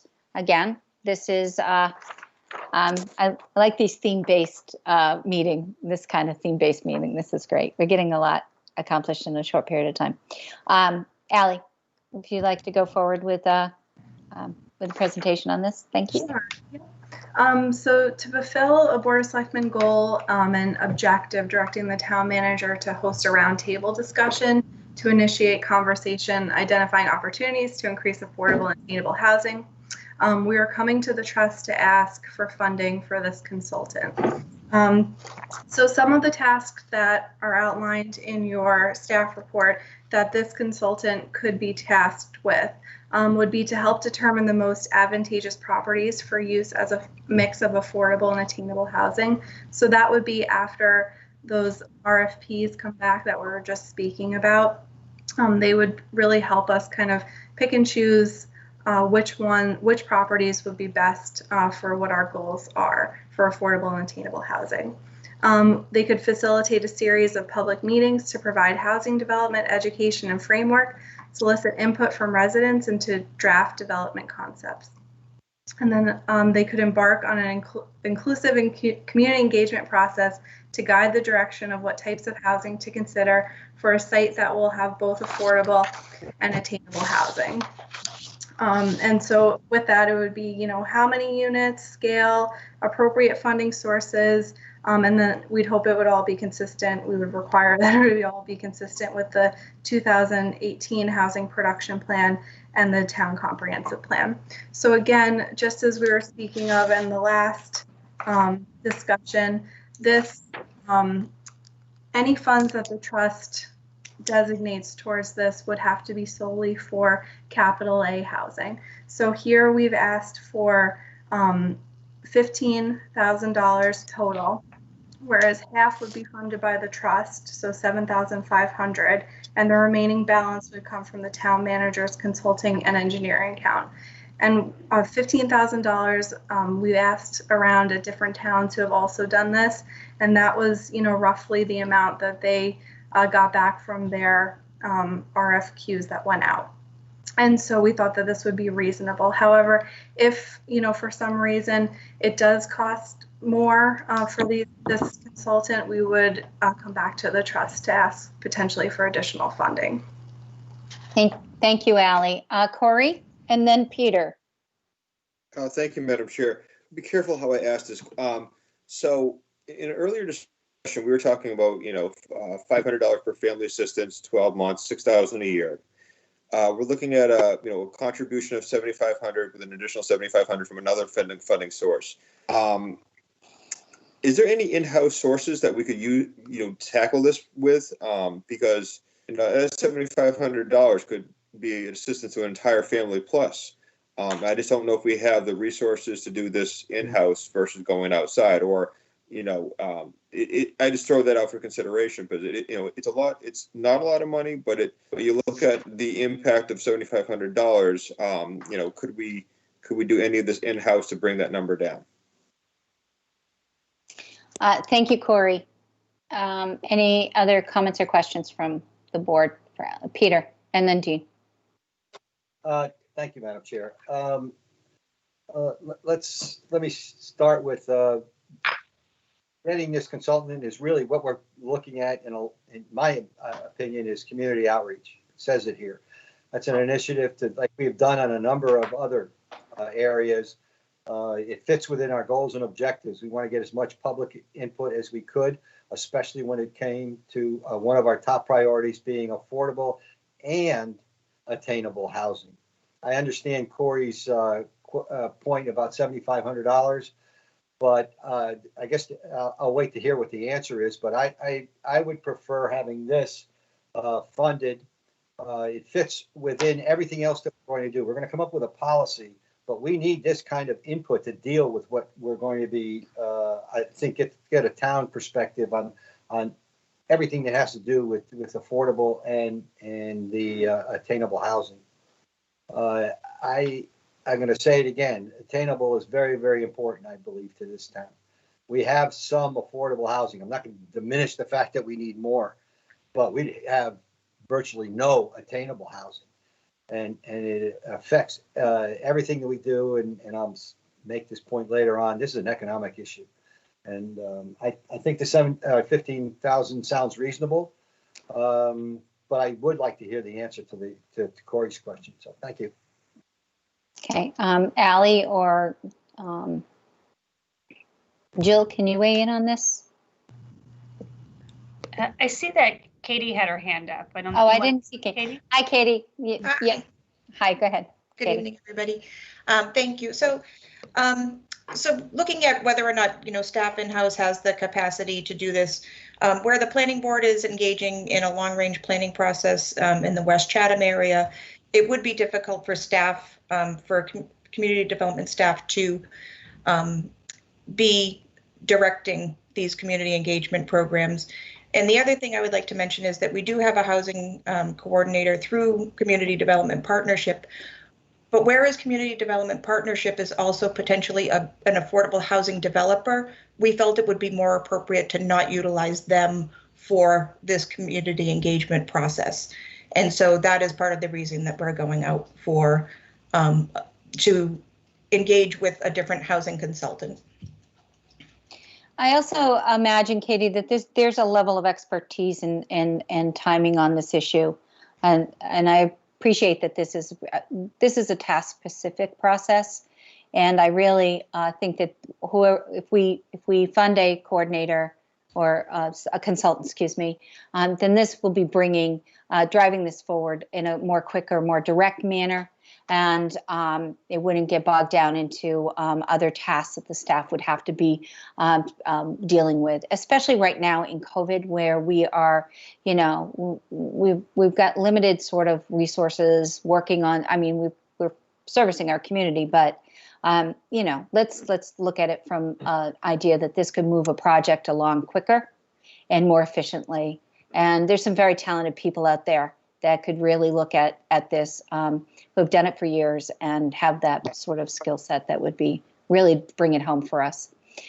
Jeff had his hand up, and I don't know if and Dean, and I'm not sure if anybody else, but go ahead, Jeff.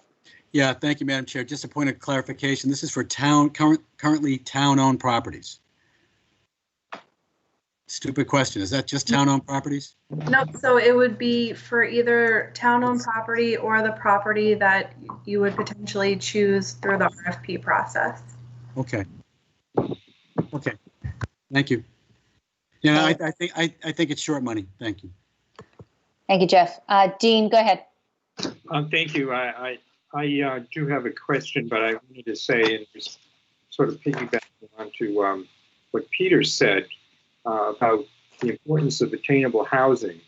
If our goal, and I think it's the goal of the comprehensive plan as well as the housing production plan, to have a diverse population base in the town, I think it's very important to focus in as well on attainable housing. It's an important part of the constituency that we want to attract and keep in Chatham.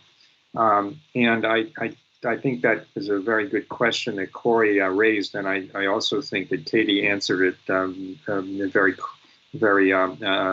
comprehensively. I just wanted to ask, what are the qualifications of the type of individual or firm that you're looking for here? I'm not quite sure what it would be. Are we looking for a developer? Or are we looking for someone who has built these types of projects before? Katie or Allie, could you weigh in on that? Sure. I can just briefly, and then if Katie wants to follow up as well. So other towns have also initiated these kind of engagement consultants. Sometimes they can be planners or, people who are really well versed in, discussion facilitators, things like that. But they're really, like we said, targeted for the community engagement, the public input. They really can direct people's thoughts and ideas and then, create action plans from that. And Katie, I don't know if you wanted to just say anything more about that. Sure. So the type of people that we would be looking at, obviously housing consultants, they may work with a developer at times on affordable housing developments, but more often than not, they typically work on behalf of a town or a city to do the engagement and to guide the city and town through the process. There are a number of programs out there, different funding sources and things, and these consultants are, very aware of all of the options that are out there where, where town staff may not be. And so typically they're, like I said, they're working on the side of a city or a town to be their guide through a process. Okay, I'm sympathetic to this. I just want to make sure that it's not just a facilitator that we're looking to hire, that it's somebody who understands, the type of project that you might want to, that if a given town, in case us, might want to embark on, and where it's going to be located and so forth. So I would think that those skills would be an important part of the background of the person. But thank you. I do support this. Thank you, Dean. Allie, did you? I was just going to say, I do have a sample that Brewster actually put out, an I believe it's RFQ, that talks about it, the different qualifications, and I would be more than happy to provide that to the trust if you wanted to look over some of the specific requirements that they asked for. Madam Chair, yes. Offer a motion. I move that the trust approve. I move that the trust approve an amount of $7,500 for the town manager to contract for the housing and community engagement consultant. That's the motion. I would assume that we don't have to offer a motion on the other $7,500 because it's within the town manager's discretion to pay out from her consulting and engineering account. But if we do, we could add that to it. I second. Okay, second. Jill, we don't have to. It's your account, right? Correct. You don't have to. Okay, we have it. Who seconded it? I missed that. Dean? Bruce. Bruce did. Thank you, Bruce. Okay, are there any questions or comments from the board, or shall we turn to the remote participants? Okay, any questions or comments from the remote participants? Lynn Gibbs. Anybody else? Steve Buckley. Anybody else? Okay, Elaine, go ahead, and then Stephen. Yes, I would second Selectman Metter's comment about whether or not some of these things can be done in-house. Down the road, I would like us to hire a consultant to find out, to investigate whether the money we have spent on consultants, which is in the millions over the last 5 to 10 years, worth it.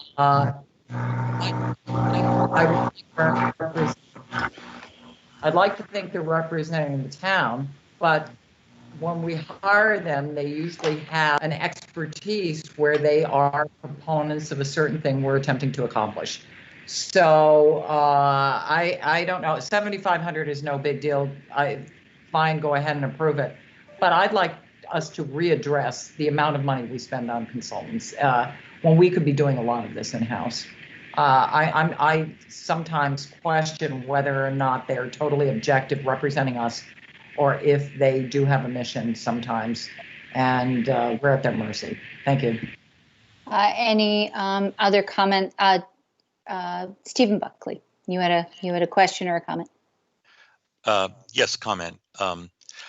With the ability of technology now to engage and show and illustrate what's possible, I would suggest that in considering who to hire for a consultant, that they not just be a housing consultant, but be able to facilitate and convene using the technology like we're using right now, to be able to pull up examples of what housing could look like. Because I think what is lacked in the past as far as consideration of affordable housing, people have a concern, I think, that big ugly apartment buildings will go up. And if someone who is familiar with the technology can show and engage the public and say, what about this? How about that? And show us pictures that are much more easily to see on the screen than even in the in-person meeting room, annex, but to be able to show and brainstorm and let people feel like they're being part of the decision-making process, and it's not just being a take it or leave it type of thing. So that's what I would suggest. There are many people out there, and with the technology that we have now, to be able to engage people in the design process, so to speak, from the very beginning. That's my suggestion. Thank you. I believe that's the intent of this consultant, and some of the goals of the Board of Selectmen was to engage the community in the process of weighing in on affordable and attainable housing projects. Any other remote participants want to weigh in on this matter before we take a vote? Stephen Daniel. Stephen, you're up. Go ahead. I figured I had to raise my hand, so I apologize. No worries.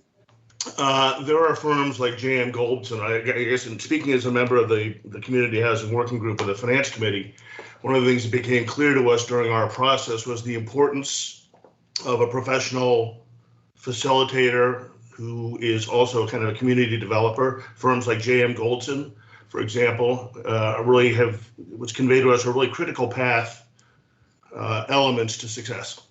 So as a member of the Finance Committee, I would support the $7,500 spend to ensure that we got what we needed to make this happen. Thank you, Stephen. Any other comments from the remote participants? If not, we're going to take a vote on this. Okay. So we'll go around the group again. Bruce? I support it. Dean? Aye. Peter? Aye. Corey? I'll support it. Jeff? Aye. Aye. Aye. Sorry, it's all right, Corey. I got it. Megan? Absolutely support it. Thank you. And chair says aye. Okay, great. Thank you, Allie and Katie for preparing this, and look forward to the process. Okay.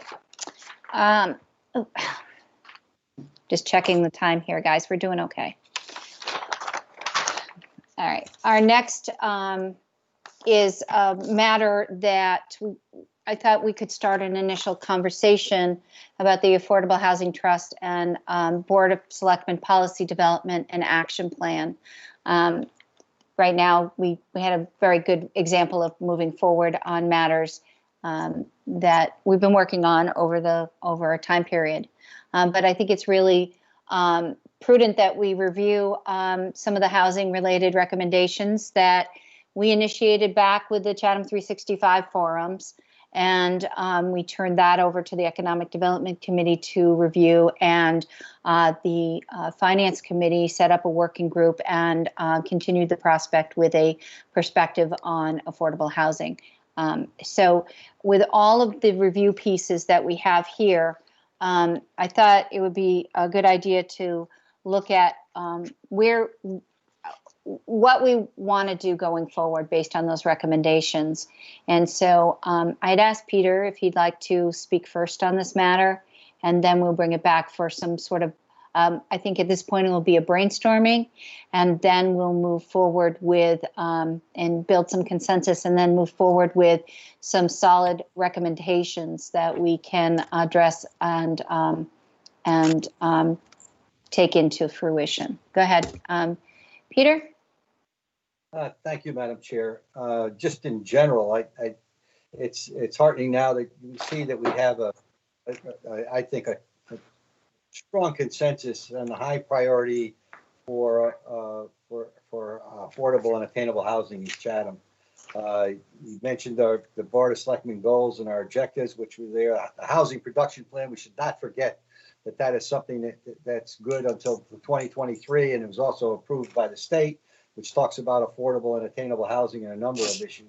Our 365 efforts and what they recommended, the Finance Committee on their proposal, and I was at least a couple of meetings I went there, and of course the Economic Development Committee.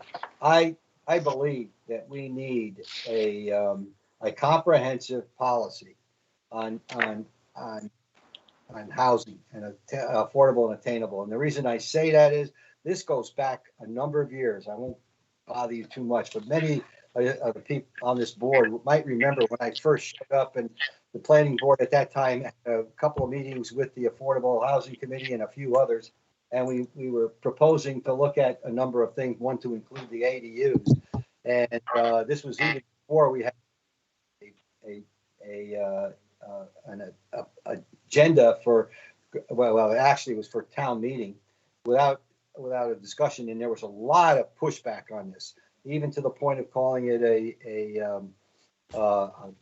social test or a social way of doing things, only because I think at the time there was not a clear understanding. So having said that, I believe we all understand the need for affordable and attainable housing.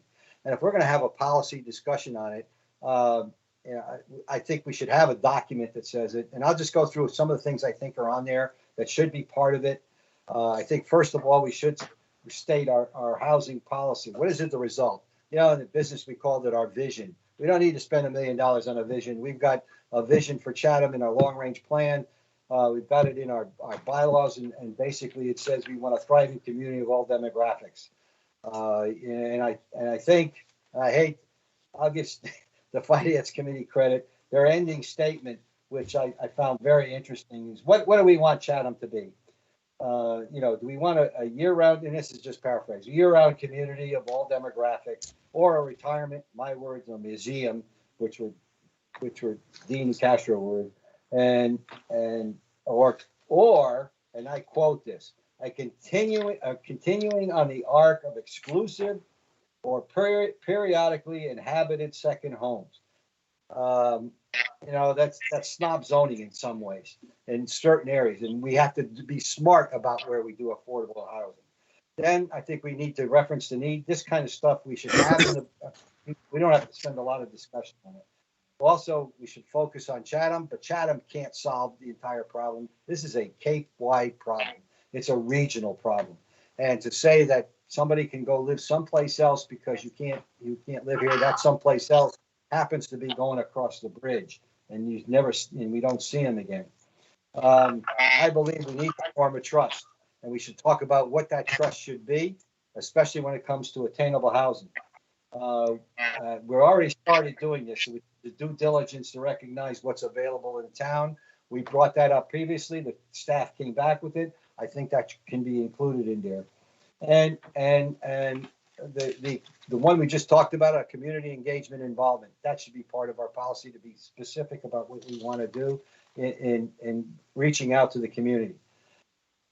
I believe we do have to reorganize. Like I mentioned before, it's not one committee in this town can do it. We have to reorganize so we have a focus on housing and attainable housing, and the people the group has responsibility. Finance Committee and the Planning Board at one time talked about a community to do that. I think it's the housing trust or whatever. Another idea that came up is maybe we should have one person who's at sort of a level of a deputy town manager, and put that person in response. I think we should discuss that. We have to ensure that we understand what the organizational responsibilities are, and as mentioned in a couple of returns, what's strategic and what's tactical. There may be other things that are included, but I think this is not a document that has to be 30 pages long. This is a document that I think we could do in a couple of pages or so, but it has to be clear about we are making this a priority. I believe it's among the top priorities of this town. We have a lot of other priorities, and they all play against each other. But as far as people are concerned, I don't believe we should become a museum. This town, if you look back, 1980s, it was worried about overproduction and having too much development. In the 21st century, we're worried about not having enough people to work here. It is an economic problem as far as I'm concerned. People work here, they go home someplace else. That's where they spend their money. I mean, there's a lot of, if you look at the Housing Assistance Corporation study that was done a year ago, it gives very detailed look at why it's an economic problem, and same with the Cape Cod Commission. So I think There are a number of towns that are doing things now. We've been looking at this and moving slowly ahead. I think we should move ahead more quickly now, and it's an opportunity to do it. So thank you, Madam Chair. Great. I agree. I agree, Peter. I think one of the key things we look back at the fight against density issues back in the 1990s and whatnot, and I think what ended up happening, it just created large homes on small lots. And I think we really need to be looking at zoning density as a way to be able to cluster housing in a way that provides more opportunity as well. I'm looking for some comments from the rest of the board. Anybody want to speak to this? I see Dean's hand up first. Go ahead, Dean. Thank you, Madam Chair. I just want to, I greatly respect Peter's background in this, from his work on the planning board and the backgrounds of some other folks. So I'm almost a sidewalk engineer here, but let me come at it from my perspective. And I did review the recommendations of the Finance Committee subcommittee, and I appreciated the fact that Stephen sent an email yesterday, or I guess today, with kind of a high-level set of recommendations. And I also took a look again at the housing-related recommendations of the Chatham 365. So I want to just say, in general, I'm sympathetic to a lot of what's being recommended, but let me be specific on some things that I like and some things that I don't quite like as much. The Finance Committee group recommended a new model for the trust rather than the Board of Selectmen and 2 trustees, a broader type of setup, and I'm sympathetic to that. If that's because the Board of Selectmen, we may meet once a week, but we have so many other things on the plate. It's hard for us to continue in a focused manner on a particular item. So I'm okay with that. The Finance Subcommittee recommended creating a second trust that would support projects of 200% of AMI, and I'm okay with that too. Maybe that could be expanded to cover, well, I guess attainable is a defined term, but something even higher than that. With respect to the funding mechanism for that trust money, or in general for affordable and attainable housing, this is where I differ a little bit. And I do appreciate the fact that the Finance Committee report predated the COVID crisis, so maybe they might modify some of the recommendations. But I would not want to touch the receipts from the hotel motel tax and the meals tax. Those are really critical for the ongoing operations of the town. They're an important part of our budget, and they're really precarious this year. We've had to scale back the estimate from 80% to 57%. I also don't like the suggestion that we might want to tack back onto the taxpayer another 1.5% surcharge that we eliminated from the land bank when we took half of the 3% and we allotted that to to OPEB, and we gave the taxpayers a break. And I'd like to see that break stay untouched. I think we could take more money out of the CPA funds. We've seen some increase in that. I think it's up to 400,000. Dr. Thompson did. I don't know if he's on the call. I know he sent us an email. And I think he sounded very sympathetic. And I know when I was on the Finance Committee, and since being on the Board of Selectmen, we've had a number of CPA proposals that we funded, and people thought they were a little bit tenuous and thin in terms of the original intent of the CPA program. And it might be better to take take a larger share and dedicate that to affordable and attainable housing. There was also something in the Finance Committee recommendations called housing buddies, where seniors who have a house and may want to bring in a tenant, that may be difficult under the current circumstances. And maybe that's something that when circumstances change, could be better handled in the private sector among the churches. I think there is a I know they work on homeless issues. This is more than this is something different from homeless, but I'm not sure that's a town thing. I accept that the town could certainly cooperate with them. I want to say something about zoning, because I've spoken numerous times as a selectman about my concern about overdevelopment in this town. And I think we've seen too much of it. I see it in my own neighborhood. I think there are too many special permits that are given out in town and have historically. At the same time, I support changes that might be needed to accommodate what we'll call cluster housing or affordable or attainable housing development in appropriate sections of town. So we're probably talking more about, well, at least as much about changing the zoning map as we are about changing or loosening the zoning bylaw in some respects. But I certainly wouldn't want to loose it generally and just have a broadside change in zoning across the whole town in all neighborhoods. With respect to Chatham 365, they talk about zoning bylaws changes as well. My comments are the same. I do certainly support the concept for cluster housing or CHOP housing in appropriate locations. They talk about tax breaks for year-round rentals. I think that's something that's worth exploring. It may require, I don't know if it requires special legislation. I'm not sure of that. I am a little bit concerned about any ideas of subsidies for home modification or subsidies for down payment assistance. I'm sorry, I'm busy. So those are my comments. My phone is ringing. That's why I was moving away from the chair. But those are my comments, and I appreciate the work that both of those groups have done. Thank you. Thank you, Dean. That was comprehensive. Jeff, and then Corey.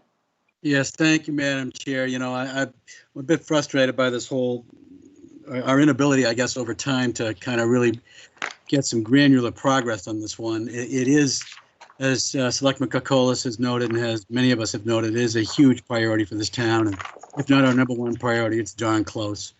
And I'm vested in whatever policy, whatever model that's fronted or suggested, and the FinCom has suggested one that is of deep interest. Whatever model gets us to our goals with the greatest alacrity and the greatest amount of fairness and equanimity, I think. I really agree wholeheartedly with the creation of a new public-private community trust, partnership trust, whatever you want to call it. I want to at least explore it. I know the FinCom, Mr. Daniel, has done some work, and then Nantucket's got a model out there, and other communities have models out there. I think we can certainly take some guidance from. So I'm deeply interested in that. I'm also, deeply interested in redirecting the CPA funds, as Selectman Nicastro just noted. I mean, for goodness sake, it's called a Community Preservation Fund. It's a Community Preservation Act. And what's more important in trying to preserve kind of the depth and breadth and the well-roundedness of our community if we can't use those funds and more of those funds? And I don't really, I mean, I agree that sometimes I think we stretch a little bit to find purposes for those funds. So I think redirecting those funds, I think, is a very, very good idea. I also am a believer in that we've zoned our way into this somewhat, and that, as Selectman Len Sussman noted, and I've been reminded of late, that density is not a four-letter word. And I do think that density can be done tastefully in the right setting, in the right situation. And we need our regulatory boards and our leaders of those boards and us ourselves and our citizens to take a good hard look at doing more density, thoughtful density in either village centers or outside village centers where it makes sense. So we, again, reach our goal with greater affordable and attainable housing sooner rather than later, because I get the awful sense that we're already a little late to the party. Again, I'm frustrated by our lack of progress on this one. So I'm open to any suggestions on changing the zoning rules changing the way we direct CPA funds, creating a public partnership trust, and entertaining the notions of a model, if that's what it takes to further our goals as a town. If it takes a model that's closer to the action, that can execute better than we've executed and or the current model has executed, then I'm certainly open to doing that.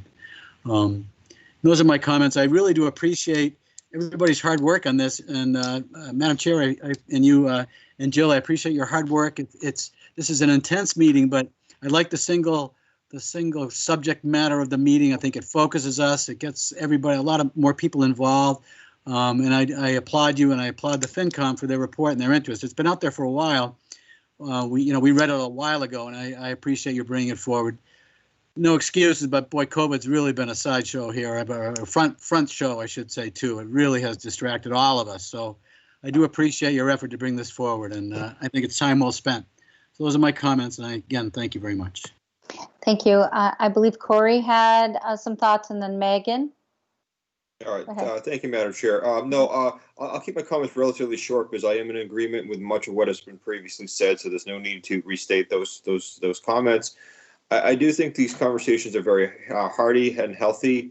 We will continue them. I would like to see some action happen sooner than later. I think that is what everyone is patiently waiting for, and I think we're positioning ourselves to do exactly that.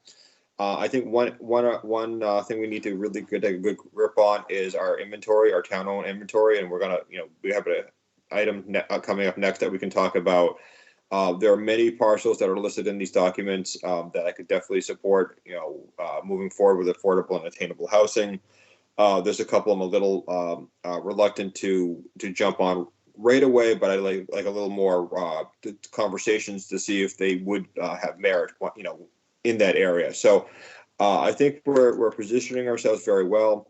I'd like to keep the ball rolling and try to really ramp this up because I think we've got some good momentum. It's clearly an area of importance for the community. It's going to be vital to our existence. So I'd like to have this discussion, get a draft together, but really see if we can move some stuff forward in the short term to get as much progress as we can on this. So it's exciting to really be just talking about this, but action will be even more exciting. Great. Thanks, Corey. Megan.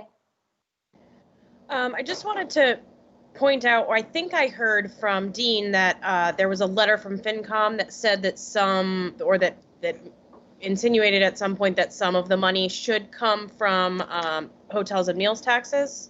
So I apologize if I misunderstood that, and that while I understand where you could think, especially this year, because I am acutely aware of how painful it is to be in that sort of sphere at the moment. I think that going forward, we should take a look at sort of how that plays in, because those are the industries in Chatham specifically that those employees that require attainable housing are working in. And I think it's important to tie it back somehow and make that understood. I know we need that money for tax revenue for other purposes. I understand, especially this year, that it's not an option. But I do think that there's a direct correlation there in my mind. So I want to keep that in mind. And then the other thing that concerns me every time we talk about this is just appropriate areas, the terms of sort of, I like what Jeff was saying about density in not being a 4-letter word, but I think we need to steer away as a trust about talking about affordable housing being in appropriate areas in town, because I think that that's where you scare certain people off for certain reasons. You scare various, people, but I just think it's important not to refer to it like that, because then people think, oh, well, they're just going to shove it all in this area, or, things like that. And I think that we need to look at this more as a whole. Thank you, Megan. Do we have any, Bruce, did you want to weigh in on this? I see your hand up. Go ahead, Bruce. Yes. There's been some reference to using CPC money for affordable and attainable. There are real restrictions, and they may get loosened, but as far as I know, right now, doing anything other than affordable is just about impossible with CPC money. we've got to find a source of money if we want to do this. I mean, if we had unlimited money, we would solve this problem. We don't. One of the things that I haven't heard a good argument against yet is the split tax rate on resident and non-resident properties, which could lower the tax rate on the residents and potentially provide additional resources to solve other problems. I think that's the end of my thing. Thank you, Bruce. I think back a couple of years ago when we were having some initial conversations about affordable housing, I had the opportunity to go with the community development director and some other residents, townspeople, over to Nantucket and visit their trust and sit down with their community leaders and really get a lot of good feedback. There's no reason we have to reinvent the wheel. I think that model looks really interesting. And a public-private partnership is really key, I think, to the success of buy-in for people to support affordable and attainable housing, and education is the other piece. So I think that is all good, and that speaks to us having a housing consultant, fund a housing consultant. Bruce, I am wondering, when it comes to the CPC funding money, is there a cap on the AMI for affordable, or maybe Allie can give me that background when it comes to CPC, or Katie, I don't know, for funding? What's the AMI cap on to consider it affordable? Is it the 60 or 80%? What is it? This is Allie Sabatino. I do believe that it's 100% AMI. 100%. Okay. All right. So it does limit in scope. Okay. And I'm wondering if there's any legislation out there that we should maybe advocate for in increasing that sort of concept. I don't know if that's something you do with the Preservation Trust or not. Dean, your hand was up. Well, I just want to make sure I understand, because I know Alex. I don't know if Alex is on this call, but she is the staff liaison to the Community Preservation Committee, and maybe the chair is on the call. What we've done so far, in addition to some explicit particular fundings for housing-related matters under the CPC, we've had a general contribution of several $100,000 over to the Affordable Housing Trust. So the question really is whether CPC monies in the area of housing are limited to affordable housing, or can they be used more broadly for attainable housing? And maybe that's what Ellie was saying. I don't know, but that's the question. And that's the point that Bruce was making. So, Katie, I see your hands up. Do you want to weigh in? Sure, Chair, thank you. Just to answer Dean's question, yes, CPC and trust funds can only be used for capital A affordable up to 100% AMI. And that's how the laws read currently. Well, thank you. I mean, I still am very concerned about tapping into I would be concerned even apart from the COVID crisis of tapping into hotel motel receipts. I understand what Megan said. I understand and respect what she and Bruce has just said. But those receipts are really critical to the ongoing operations budget of the town. And I also reemphasize that we were one of only two towns which had its hand in both pockets of the taxpayers for many years, for both the community preservation program and the land bank. And we finally made a modification, gave the taxpayers a break, small break. They haven't even realized it yet, because it's just going into effect. And I don't want to take that away. So that's where I am on it. Thank you. Thank you, Dean. Anybody?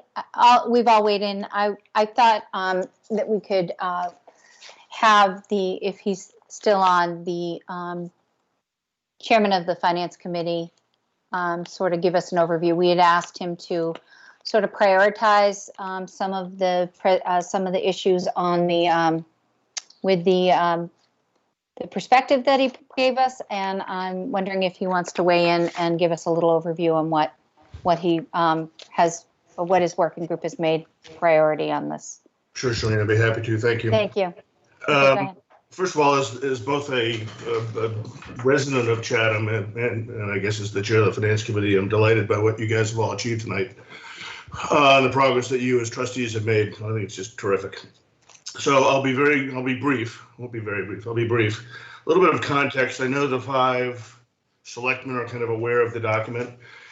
But just for the benefit of others, the Finance Committee, of course, has been encouraging the town broadly to kind of do more on the social infrastructure side of things over the last 2 or 3 years, what we have referred to as the quiet parts of town. I guess almost a year ago, the thought was taken that rather than just try to encourage, we thought we'd actually try to contribute some thinking to the issue around housing.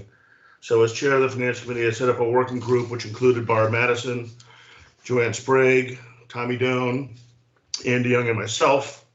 And we spent 7 months seeking advice from 13 different organizations on the Cape, as well as in the state, with respect to kind of best practices and what good looks like in other communities. So the result of that was our 10-page document that as someone noted, was distributed shortly before the COVID shoe dropped. I'm grateful that you guys are willing to give us a little bit of bandwidth to go through some of the recommendations embedded in it. I think the document itself sets out recommendations across 5 broad categories, including structural, financial, regulatory, programmatic, and educational vectors. We think there's merit in all of the stuff we put in these things, obviously, but I've been asked to sort of pull out the top 2 or 3 high-level recommendations for tonight's conversation. So the first of those really is to execute on a comprehensive structural overhaul of the architecture behind our attainable housing efforts. I'm not sure, I think it was Jeff, somebody referenced the idea of kind of the old model, which is a phrase we use in our document.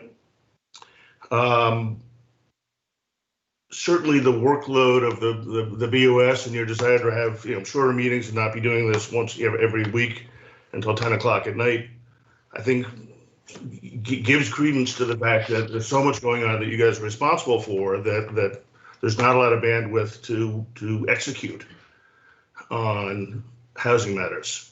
So the structural overhaul we're proposing retains all the existing players, but simply changes the configurations and clarifies authority, responsibility, and accountability. The Board of Selectmen would retain comprehensive responsibility for the oversight and strategic direction of the town's affordable and attainable housing matters, but you guys are taken out of the direct line of fire with respect to execution. The Community Housing Partnership would serve as the lead agency in providing strategic direction coming down from you guys to the Community Housing Trust Fund Committee. So we would envision a scenario in which the Community Housing Partnership would develop rolling 5-year goals, would develop an action plan, would prioritize initiatives, and pursue both capital A and small a housing initiatives. And then the boots on the ground in terms of execution would be the Housing Trust Fund Committee. They would really serve as the execution arm for the tactical initiatives agreed to by the Community Housing Partnership at the direction of the Board of Selectmen. The second element of that is, again, it's been referenced tonight, is to create a second trust vehicle to allow the town to pursue projects up to 200% of area median income. For the very reason that the CPA funds, as Ali referenced and Katie referenced, can't be used beyond 100%. And then lastly, with respect to this kind of first recommendation, is to implement a funding mechanism or mechanisms for the new trust vehicle while retaining the current funding model for the existing trust, e.g. CPA funding primarily. We're agnostic about the source of that funding, whether it's land bank. I take Dean's point about the tax rate, the tax cut. I take Dean's point, especially in this environment, about hotel, motel, local receipts. But we think there should be a dedicated, consistent source of funding if we're really serious about trying to tackle this issue. The The second recommendation is to build on the success represented by the adoption of the ADU regulations by adopting further zoning changes to allow for development of appropriately placed and scaled multifamily housing options. I think I think it was Jeff's point. This is about changing the map. This is not about changing the town's zoning bylaws in any comprehensive way, but simply about changing the map in some respects. And then lastly, and again was previously referenced, we had a proposal for something called the Chatham Housing Buddies, which is Appendix D of our report, which essentially would match seniors aging in place with single working adults in need of housing. There would be a paid rent component to it. Advantages for the renters would be safe housing, a more affordable rent, possible opportunity to save, get out of debt, etc. Enhanced integration into the community and companionship. The advantages for the senior homeowner, not dissimilar: extra income, perhaps help with household chores, errands, things like that. Could allow the seniors to remain independent longer than if they were simply living alone, and also provide some degree of companionship.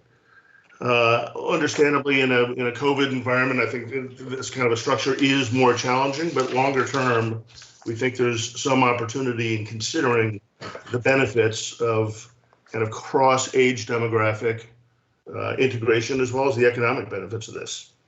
So I think based on, I know based on the input I've received from the other members of the working group, those are the top three that we wanted to refer to the BOS specifically for consideration as you guys move forward with your thinking about how to really sort of have this community get more done and have more resources dedicated to more affordable and attainable housing. So I'll be quiet. Thank you, Stephen. I appreciate that. And I wonder if there's any more comments from the trustees or questions for Stephen at all before we move to other remote participants. All good? Dean. Just one other comment on the funding source. And maybe this is totally impractical, knowing the lobbying opposition that we would face from the Community Preservation Act community. But maybe the town of Chatham should file special legislation to allow this town to tap into the community preservation funds for affordable or attainable housing. I'd be very willing to support that. So I just want to throw that out. Thank you, Dean. That's an interesting concept. Go ahead, Jeff. Just a question for Stephen, if I might. The public-private partnership, or the trust, I should say, the public-private trust, Stephen, is your proposal that would be housed or administered by the Community Housing Trust Fund Committee with the members appointed by us? Yes, there's a schematic in our, I think it's Exhibit B, Appendix B. You can see where it kind of resides. It's be inputted into as a funding source for the Community Housing Trust Fund Committee to utilize in taking down projects between 100 and 200% of AMI. Right. Okay. I agree with and I might be hung in effigy by saying this, and I hesitate to do so. But Bruce Bean made the very, very cogent point that we need more money. Well, I know how Manhattan and Brooklyn real estate works. Anything over $1 million gets taxed. When someone buys a house for $1 million, they pay a certain percentage into a trust fund that is specifically ID'd for affordable and attainable housing, and take care of the homeless and take care of people. So I know I'll be hung in effigy. I'm not espousing it, but I'll tell you, it works. And I know the realtors will go crazy. Everybody will go crazy, but we need more money. I agree with Mr. Bean. We need more fresh inflow of cash will get this done, and that's what we need. That's why I'm extremely interested in this trust fund that Stephen has outlined. Thank you. But again, don't take me too seriously. Well, they can hang you next to me because it harkens back to the flip tax that we thought about with respect to the OPEB solution. It did. So maybe you change the number from 500,000 to $1.25 million or something like that, and or even the local townspeople. Well, the way this town's going, even 2 or 2.5 or something. I don't know. It's a thought. Thank you. It's a thought. That was an interesting concept that got a lot of pushback from some realtor lobbying effort during that process. But I think this is important, and I think what we want is what we're going to have to fight for. Bruce, you had a comment? Yes. Very obviously, the realtor industry is going to be against a split tax rate. But the voters of this town would likely see a large decrease in their taxes, and the summer residents would see an increase. Well, since, to my perspective, the summer people are the people who have primarily caused the lack of affordable housing or accessible housing in this town, I don't object to giving them a small bill. I'm done. Thank you, Bruce. Okay. Do we have any other comments from the board before we turn it to the remote participants? All right. Anybody from the public like to speak on this issue? We're going. Okay, Elaine. Anybody else? It's Luther. Hi, Luther. Luther, I'm going to let you go first because you're on the economic chair committee. Anybody else? Carolyn. Carolyn. Thank you, Carolyn. Okay. It's going to be Luther, Elaine, and then Carolyn for now, and then we'll reach out again. Go ahead, Luther. Thank you. Hi, thanks. I'm going to try to respond to a couple statements that I heard and go through a very quick answer here. I just want to respond to Dean first about the hotel motel tax and just point out that that now is going to be massively charged with a short-term rental tax that hasn't really been quantified yet. That funding was never advanced earmarked, so that is a potential revenue source. I don't like the whole concept of the revenue source identification prior to the plan, though. You know, what EDC looked at 365's recommendation back last year, and we put out a recommendation in December, and we came and spoke to it in February. And our proposal recommendation at the time was to split up this task into manageable tasks, because the size of this task is so large that it's the type of thing that nobody knows where to start. And we recognized that early on. From our perspective, this is the way to get this done is to distribute the tasks among a group of people or a group of organizations that have Chatham affiliation. The question here is to make a plan about how to make the plan. And we're not seeing that. So the traction is difficult to get going.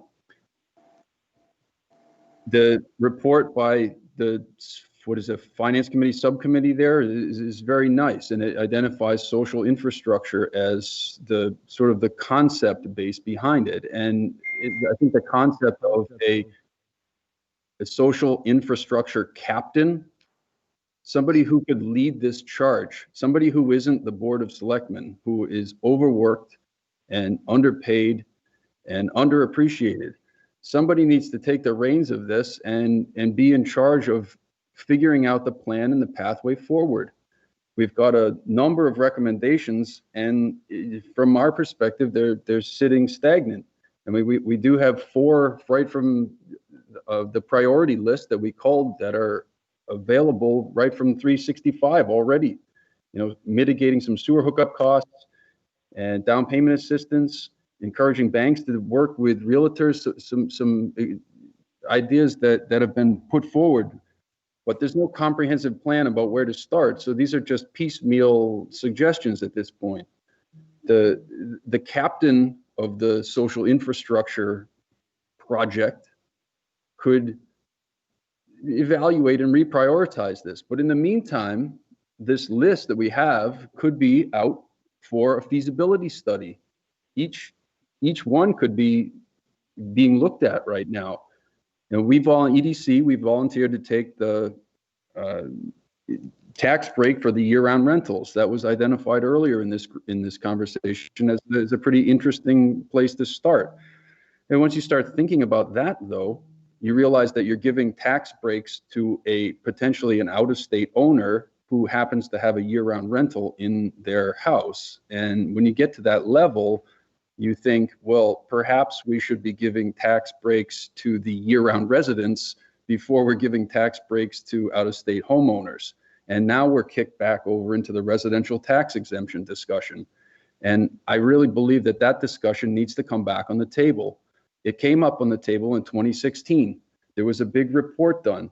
The report got motion to continue, and it was turned down, and it got shelved essentially. And I think maybe the time is at us again. I don't usually like when there's a no answer and it keeps coming back, but I think in this case the landscape of need has changed. And a lot of the towns in our surrounding areas, we are seeing adopting this residential tax exemption that were not adopting it, had not adopted during the 2016 review period. P-Town has adopted it, and they have also successfully adopted their tax breaks for year-round rental as an expansion to their residential tax exemption. I believe what's Mr. Bean, is that his name there? He made it, I thought, a great point about bearing the responsibility for some of the increased difficulty in home ownership here.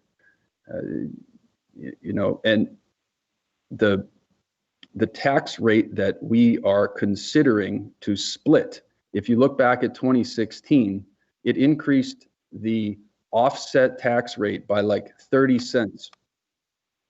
So what that means is essentially the higher paying taxpayers, the group of the community who would have to pay the higher tax would be paying 30 extra cents. And yes, that is a lot of money, of course, but we're not in anywhere near the realm of other towns in our area.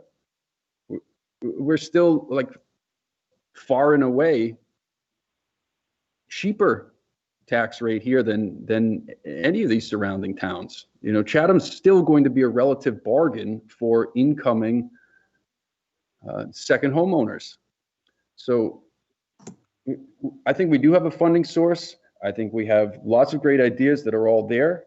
I think we need a captain to choose the plan of attack and just implement something to get going forward. I think that covers my list here of responses. Thank you, Luther. Thanks. All right. Any comments or questions for Luther from the board at this point? Bruce, your hand's up. Is that up from the last time? It is from the last time. Okay. All right. Did anybody wish to speak to Luther? All right. Thank you, Luther. We're going to move on to Elaine. Elaine Gibbs. Yes, Elaine Gibbs. I think one of the revenue sources we should look at, and I kind of agree, I do agree with Dean where he said we should go and see if we can modify the usage of the CPC. I don't know if there's a possibility to just eliminate it and then to replace it with 1.5% that's going to go to affordable and attainable housing. At this point, I have found over the last 5 years that I have been probably opposed to at least 50% of the projects that fell under the CPC. They were basically maintenance and improvement projects that were being applied for that got outside of the operating budget. And that's not what it was intended for. We are in a new world today. We can always bring the CPC back, but it was for preservation, and I haven't seen that in quite a while, except for maybe the library and a few things. So I would like us to look into that. I'm happy to give the 1.5%, but I would like to see it to go to something that's more appropriate during this period we're in. Let me see. In terms of, I think we do need to look at the zoning in terms of finding places for affordable and attainable housing. And I'm not suggesting that we put them someplace where no one wants to be. I think that there are plenty of opportunities here where people can be located downtown, where it makes more sense for them. And in terms of what's been going on with large houses, I've been going to ZBA and Planning Board for a long, long time, and the single biggest complaint I've had is that people come before those boards and they have bought a piece of property that's non-conforming, and they're coming in with multiple special permits and variances and saying it doesn't meet our family's needs. Well, in my view, they should have thought of that before they bought the property, knowing what our zoning bylaws were. I think we're really, really liberal. If we followed our zoning bylaws and gave out very few special permits and virtually no variances, we would not have a lot of these big homes that we are finding here today that are in neighborhoods where they never should have been. So I think the board can direct the ZBA and the planning board to look at that. Is it the actual zoning bylaw, or is it that we're way too loose compared to other towns in terms of freely giving out special permits and variances? And so those are my comments, but I would hope that we can move forward right now.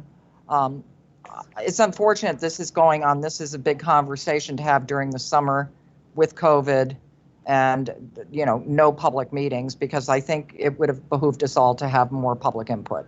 And I hope you do down the road. But I think we should look into the legal ramifications of getting out of the CPC and transferring that money to be used for affordable and attainable housing, and then to identify places within the town where we can get into a public-private. And I want us to use our money wisely, not just going out and buying a house for one person. I want us to use that money so we can help multiple families and in multiple different kinds of situations. And so that's it for me. And I can't believe it's 8:45. So I'm done. Thank you. Thank you, Elaine. Carolyn. Okay, yes, can you hear me? I can. Okay, great. Carolyn, can you let everybody know who you are and the committee you're on before you start? I'm Carolyn McClellan. I'm Vice Chair of the Chatham Community Housing Partnership. So my thoughts are, I love all the, most of the responses from the selectmen, and everybody really seems to be on board with moving forward as quickly as possible, or recognizing the urgent need that the town is facing right now to do housing. And I'm really sick of watching not just Chatham, but other communities just chasing their tail and not getting anywhere. And I know funding is a big deal. If we don't fund, I don't know when the funding has to be allocated in the whole process. Listen to some things that Luther said. Maybe that can be done later on, but we can't not move forward because we can't decide how to do it just yet. And eventually we have to decide to fund this. Chatham has to make the commitment to spend the money to develop housing. And I know there's always pushback, but I think we can fight through it. I think there's enough people in the community that are willing to stand up and to fight through it, to fight these people that, are a little opposition on the other side. And, whether it be the realtors, I love the idea of taxing that the higher bracket. I mean, they're making the choice to move into Chatham because it's such a wonderful community. They're getting a good tax rate, best tax rate around, and there's no reason they shouldn't be paying a little bit more to help keep the what's vital in the community, which is its people, to sustain a life there. So I'm all for that, or some version of that, but I don't want the fight to be a deterrent to moving forward. We have to move forward. And I think there's enough people in the community that are passionate about this, that are going to be soldiers in this effort. And I think it's about communication and advocacy and encompassing as many people in the demographic as possible. The idea of getting rid of the CPC funding, off the top of my head, I don't support that because I think it's going to be too oppositional. And I want to be more inclusive. I want the housing to be for seniors, for veterans, for communities, for rentals, for home ownership. I think Chatham has an opportunity to be really smart about this, to be forward thinking, and they really have a responsibility right now, to fulfill the reputation that they have to be a community of excellence. But if they don't, this generation will go down as the people who dropped the ball, and they had the opportunity and they didn't make a motion, they didn't execute, and that was the last generation that had an opportunity for home ownership in Chatham. And then it just became the museum, the second home ownership. So I know that COVID represents a lot of problems right now, but we got to keep moving forward, and we have to be willing to make that commitment to financially support whatever we do. Thank you. That's all. Thank you, Carolyn. Any questions or comments for Carolyn? All right, we have Pelinda's hand is raised. Pelinda? Hi there. I just wanted to respond to the lady, I believe her name is Elaine Gibbs, regarding CPA. Just to quickly give an overview of CPA accomplishments to date. There were more than 6,800 affordable housing units that have been created, with an additional 10,700 units supported statewide. 30,894 acres of open space have been preserved. There are about 177 communities that have adopted the CPA. That's over 50% of the Commonwealth cities and towns. And that's also 62% of the state population that live in CPA communities. So it's done a lot of great projects for the community. And so I just wanted to quickly just give some CPA accomplishments up to date. Thank you, Pelinda. Any other remote participants want to weigh in on this matter before we move forward back to the trustees? Okay, hearing none. Any further comments from the trustees? I think the goal of this was to get some feedback from you and take into consideration what everybody has said, and then put together a policy that we'll bring back to the board in the very future, not far future, as soon as we can, and to be able to put together a policy and an action plan. I think we've done a lot of good work tonight, and in the items, the previous agenda items that we move forward, and it's a good beginning. Jeff, I see your hand up.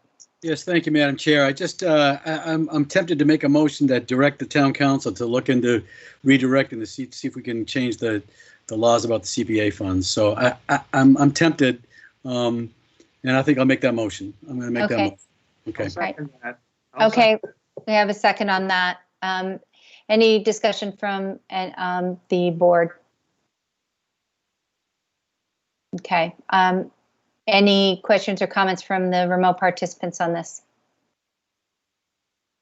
I just have a technical question for Shauna or Jill.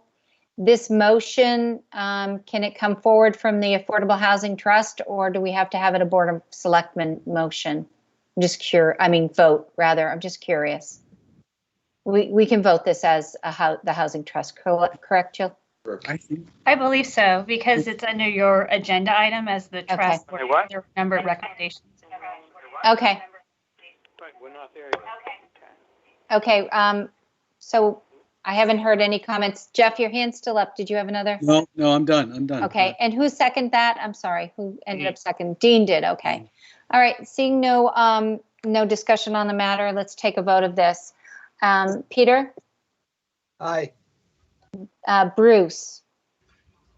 Aye. Dean? Aye. Jeff? Aye. Corey? Aye. Megan? Aye. And the chair says aye. Okay, we'll move forward with that. Any other comments or anything before we move on to the next agenda item?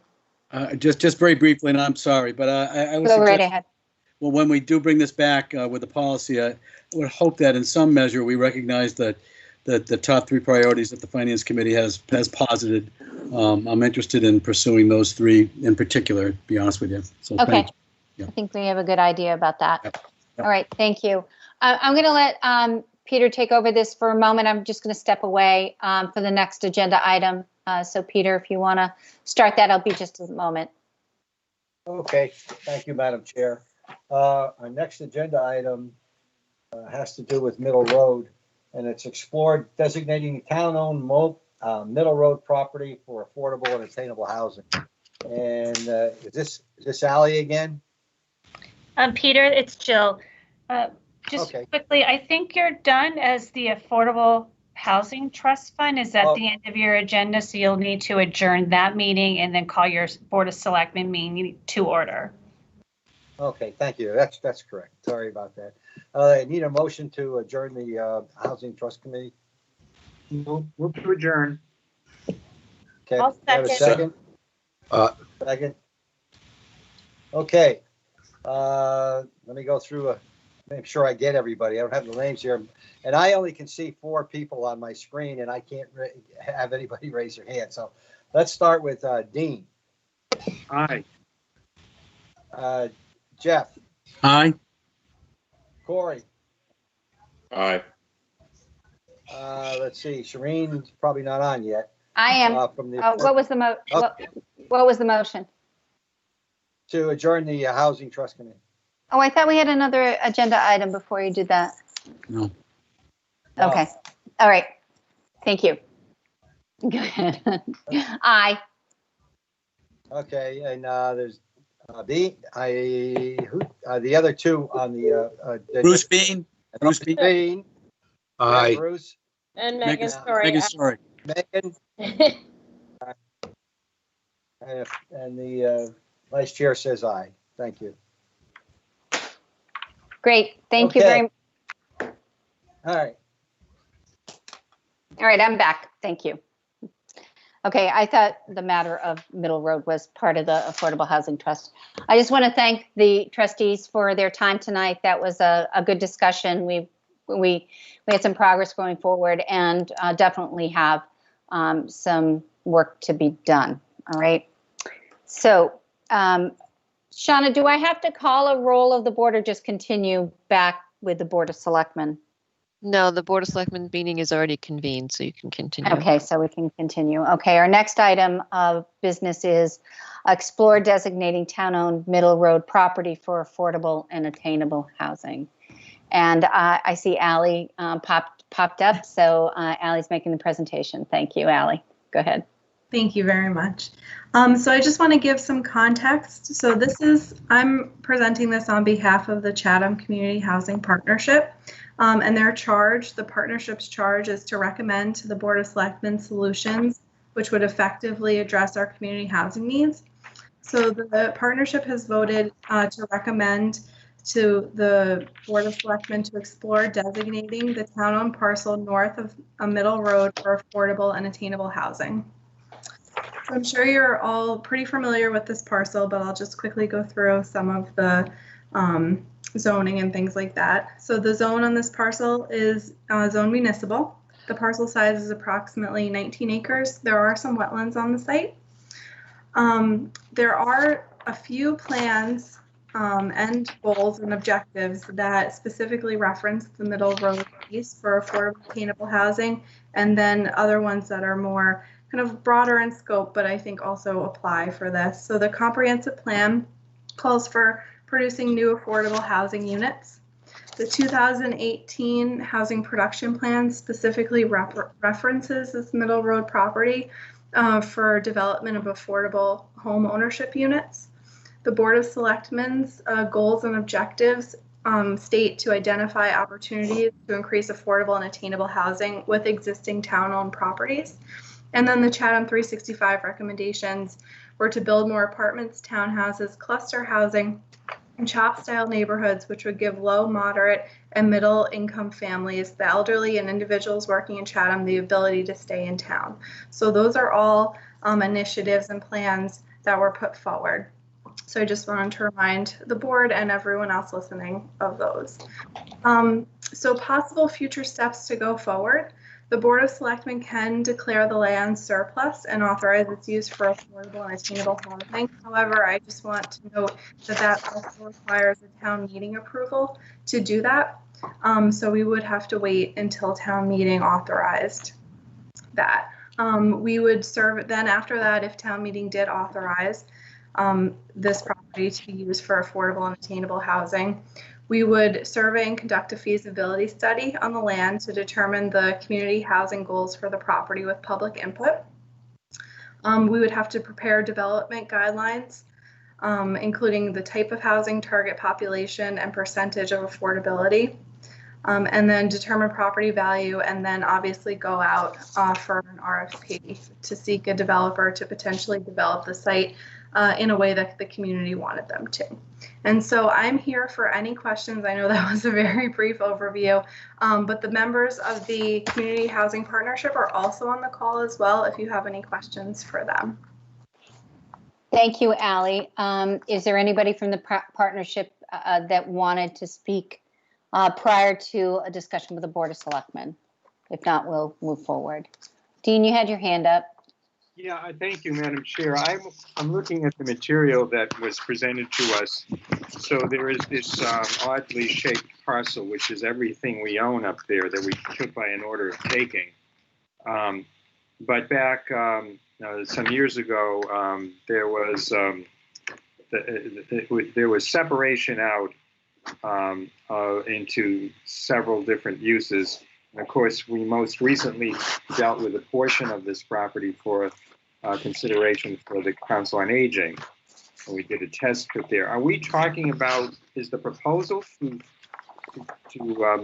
designate the whole of this land that was taken by the order of taking? That's the suggested motion is just says town-owned property north of Middle Road to declare it surplus for purposes of affordable or attainable housing. Or are we just looking at the section which I guess was called Alternative C some years ago? Because we ran into some neighborhood opposition in connection with the proposal to put the Council on Aging on what is called the test pit piece, or Alternative J, or whatever it was called. So I need some clarification on what is being asked of us. Okay. Allie, do you want to speak to that? Sure. So right now it is the entire Middle Road parcel. And again, I want the board to consider that it doesn't all have to be developed as affordable and attainable housing.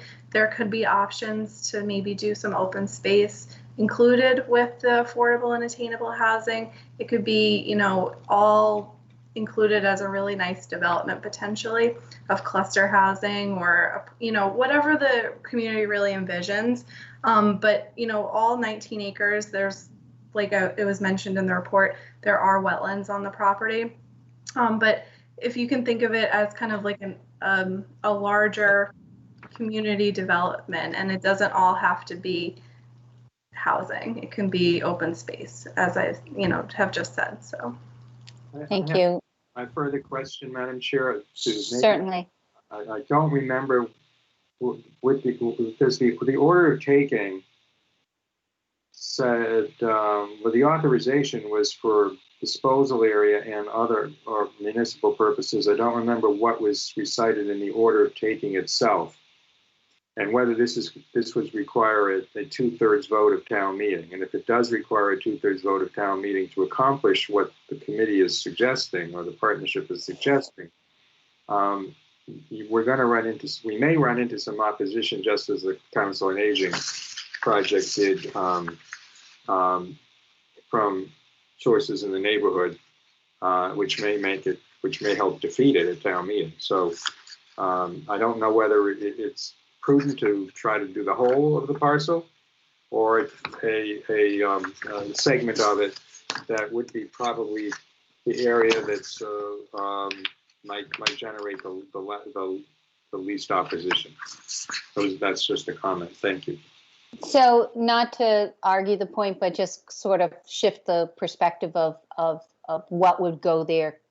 And we were proposing a municipal building to go there. This is in keeping with the neighborhood. It is housing, so it might be better embraced by the neighborhood, and it could enhance the neighborhood in some respects. It's a great place to live down there. If you look at Goose Pond and the conservation land behind it, it has some good potential. Corey, you had your hand up, I believe, and if you want to go ahead.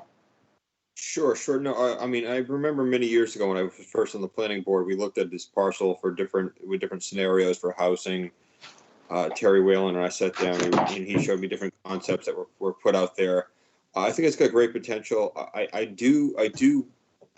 I'm more in the sense that I would not put language in for the entire parcel of, I would be more definitive of the acreage we want to use for affordable housing.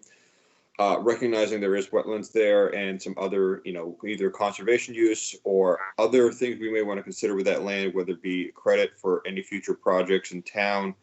But I would be more comfortable making a definitive acreage for the affordable housing component. Because I do kind of agree with Selectman DeCastro. I do think there's going to be a little bit of pushback. Most of it came from the parcel that we, our municipal project for the COA was potentially going to be placed under.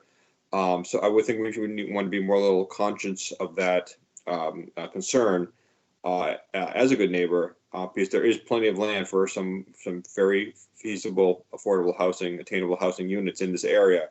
So I would be more comfortable, defining the acreage and the scope of the project. But I am very supportive of considering the surplus for the purposes. Thank you, Corey. Jeff? Yeah, I'm in favor of declaring a surplus as well. I have a couple comments. I'm looking at the map and just I prefer alternative C. I don't know how many acres that is, to Corey's point, but it's a little further away from the transfer station and it's a little deeper and it's closer to Goose Pond. It's a really nice. I think it has some topo issues. It might rise up a little bit in there, but I prefer that site, if you will. I also think it behooves us to not go too crazy here, although I think this has great promise and I do not want to pour cold water on it whatsoever. However, did we not just vote to do a survey on town to see what we own and what others might come up with an RFP? So I'm hesitant to brush a broad brush stroke here and declare it all surplus without knowing what else we might have to play with, if you will. So those are my thoughts. I'm very favorable. I think ultimately we'll probably land somewhere here, but I'm also interested in seeing what the survey results in. Thank you. Thanks, Jeff. Peter? Yeah, thank you, Madam Chair. I tend to agree. There's plenty of property there, and maybe we should look at it closer. My initial thought was it's not a bad idea. The thing we have to consider is when we look at all the properties that are available out there, some, I guess, will be other town-owned properties. The others we're going to have to pay for. This property we already own. We don't, and if you think about it and you do it properly, you could put attainable and affordable housing there, and you go out, and I'm using general terms, but you go out with an RFP and you have it developed. It's not going to cost the town money to do that. I mean, it could cost an RFP, but it's not like we're buying a piece of property. So we should put priority on on the property that we already own, because it's not going to cost us anything, and it's going to sit there unless we want to sell it to a developer that's going to build big houses out there. And I don't think we should do that. There may be other uses, for some of the property, but I like the idea. If you have lots of open space, you can have nice communities without having apartments. You could have smaller homes. You could even do clusters with plenty of green space, and you could and a number of places have done that. And when they do that, the density doesn't really change. You give yourself enough green space. But in any case, I'm for doing this. If the board thinks we need to look at specific areas, I'm not against that. Although I tend to believe that if we take the whole parcel, there's a lot of it that we could that's going to be set aside as green space anyway. But those are my thoughts. Thank you. Thank you, Peter. I have a tendency to agree with what you're saying, Peter. I think we should be looking at the whole piece as we go forward. There's lots of innovative work out there with to include open space, and we own it. So, any other thoughts from anybody else? Anybody want to make a motion going forward? No motion. Madam Chair, Yeah. I may be in the minority here. I don't know. Or maybe I'm in the majority, but I could support a motion to ask the town staff to come back to us with a recommendation to declare surplus for attainable and affordable housing a portion of this property that they feel is most appropriate for locating that type of housing, rather than the whole parcel for reasons that I've expressed. I think Mr. Metters and Mr. Dykens have also expressed some concerns. I don't think I would support a motion right now to declare the whole thing surplus.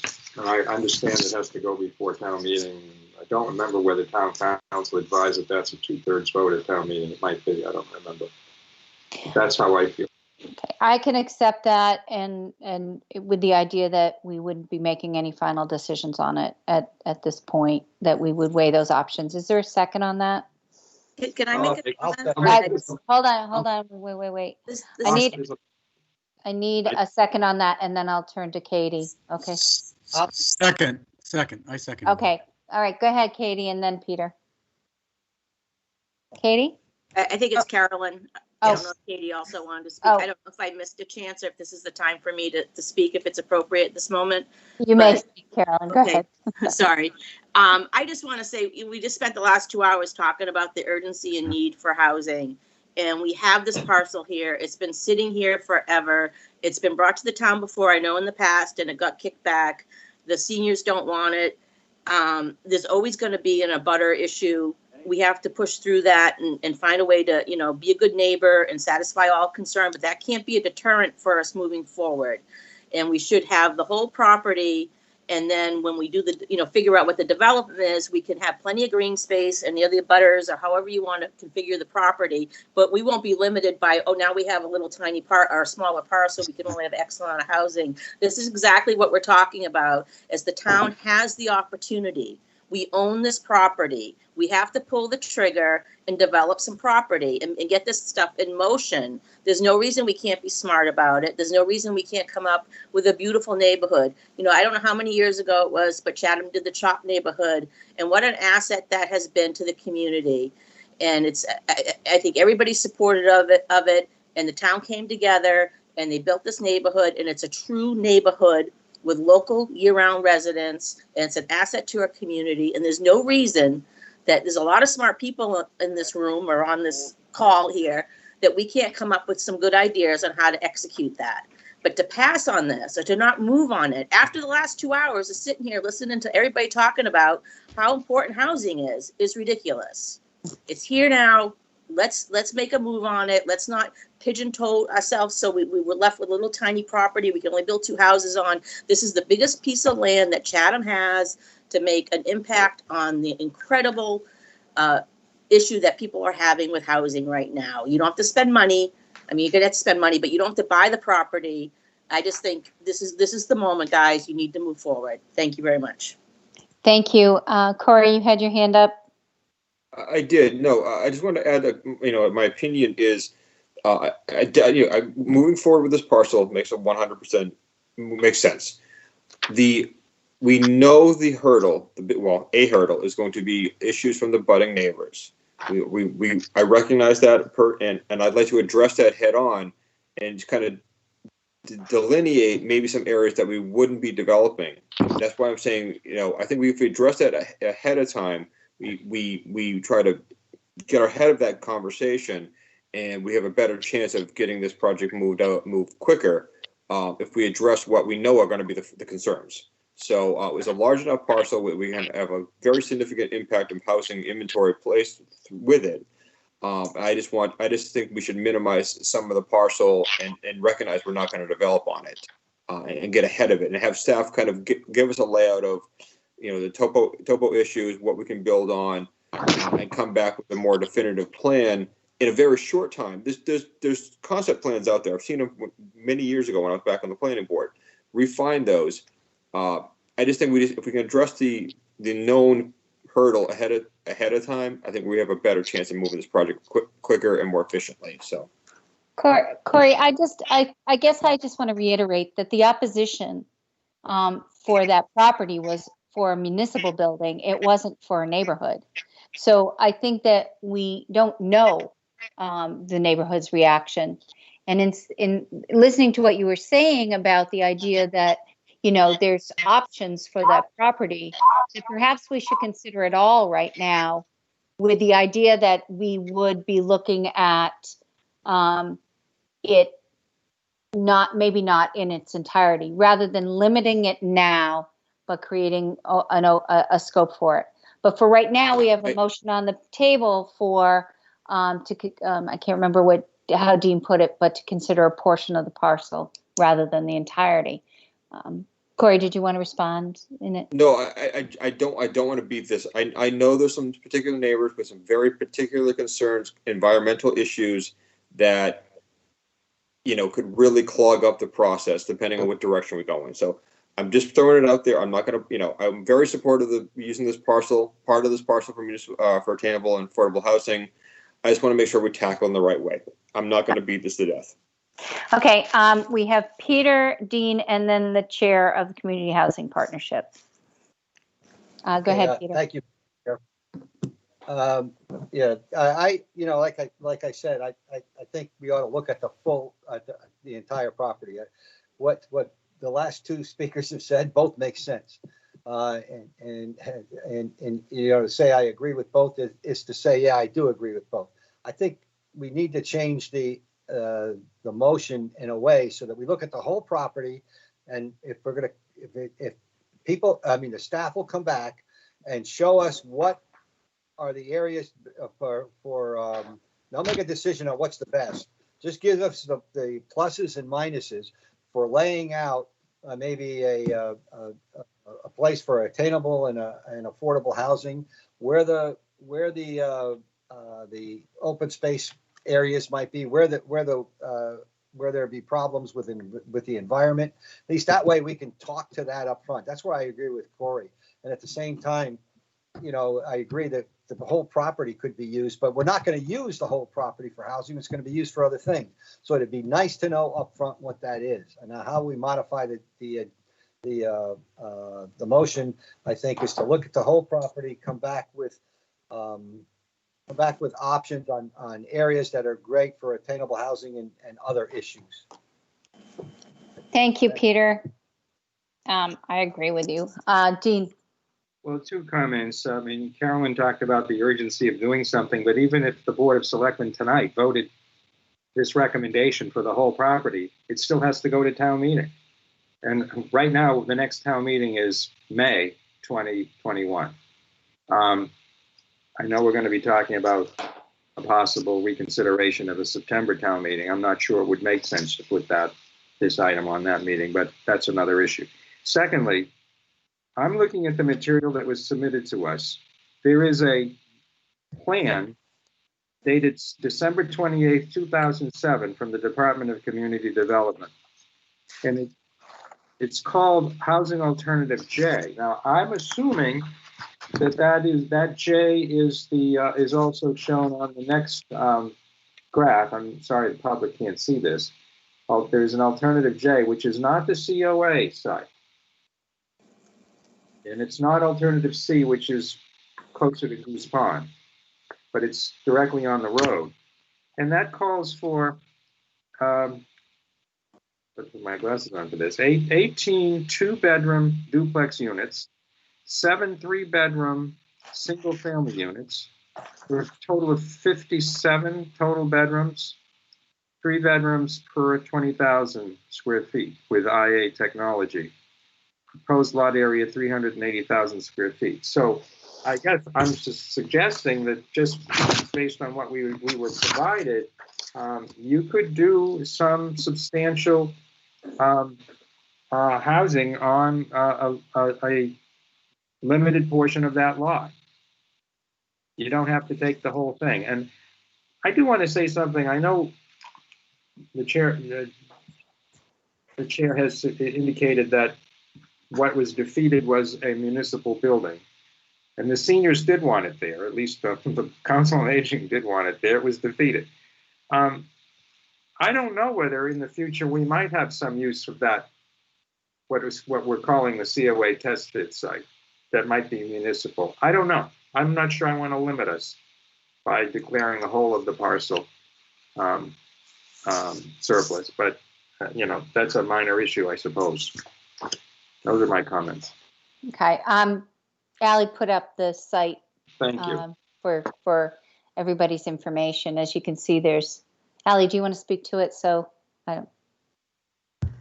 Oh, no. So this is just what was in the board's packet. And this was the COA test fit site here. This was alternative J. I believe that's what Dean was just speaking of. And this was alternative C. And these were housing proposals in the past. So I just wanted to include those in the board's packet. And I know that the partnership did too, to show that this parcel has been looked at for affordable and I don't believe attainable, but affordable housing in the past. Thank you, Alan. Go ahead, Dean. The motion, Madam Chair, is basically to ask that the staff come back to us with a more defined portion of this property for recommendation for declaring surplus rather than the entire parcel. That was the motion I put out. Okay, thank you. Any other comments from the board? Okay, Shirley, I can't see anybody right now. Allie, can you take the document down? Thank you. Thank you very much. Shirley, did you want to speak to this issue? And you'll have to unmute yourself.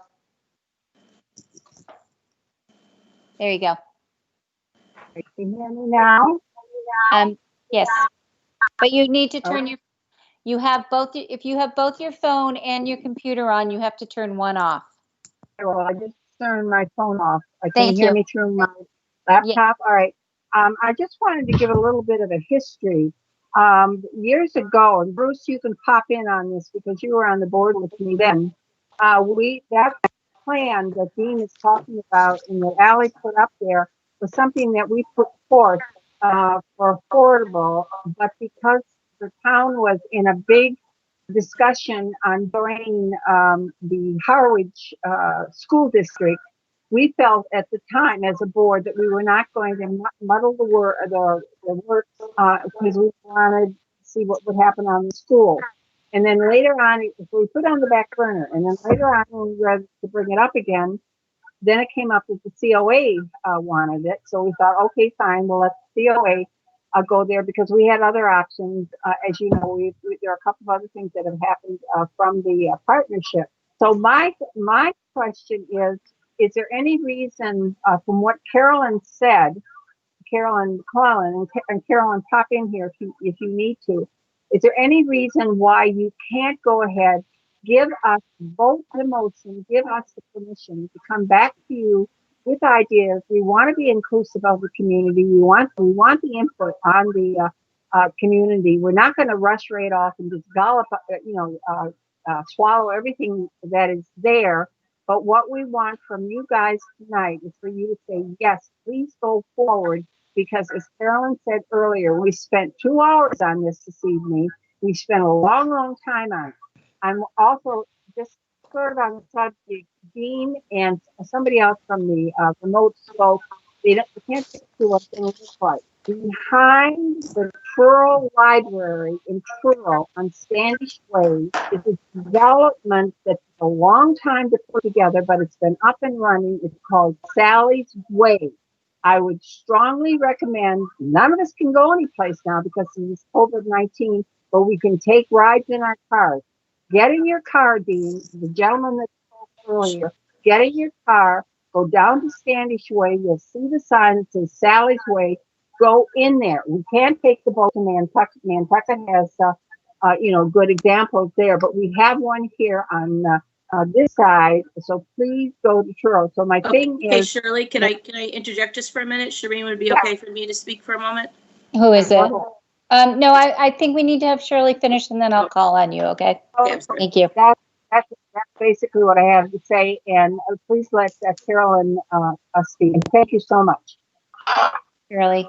Dean, did you want to have any questions for Shirley before we go to Carolyn?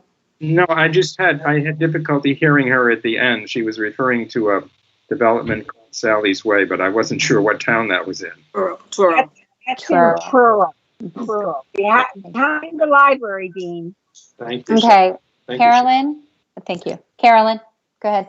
Yeah, again, I just want to say, I mean, I'm not as educated as most of you folks are on permitting and all this, but I'm thinking, why can't we just have a setback that we guarantee the abutters that might accommodate that? I think it's ridiculous for the town not to already, lay down their cards and not be in a position to look at the whole property and figure out what would best work.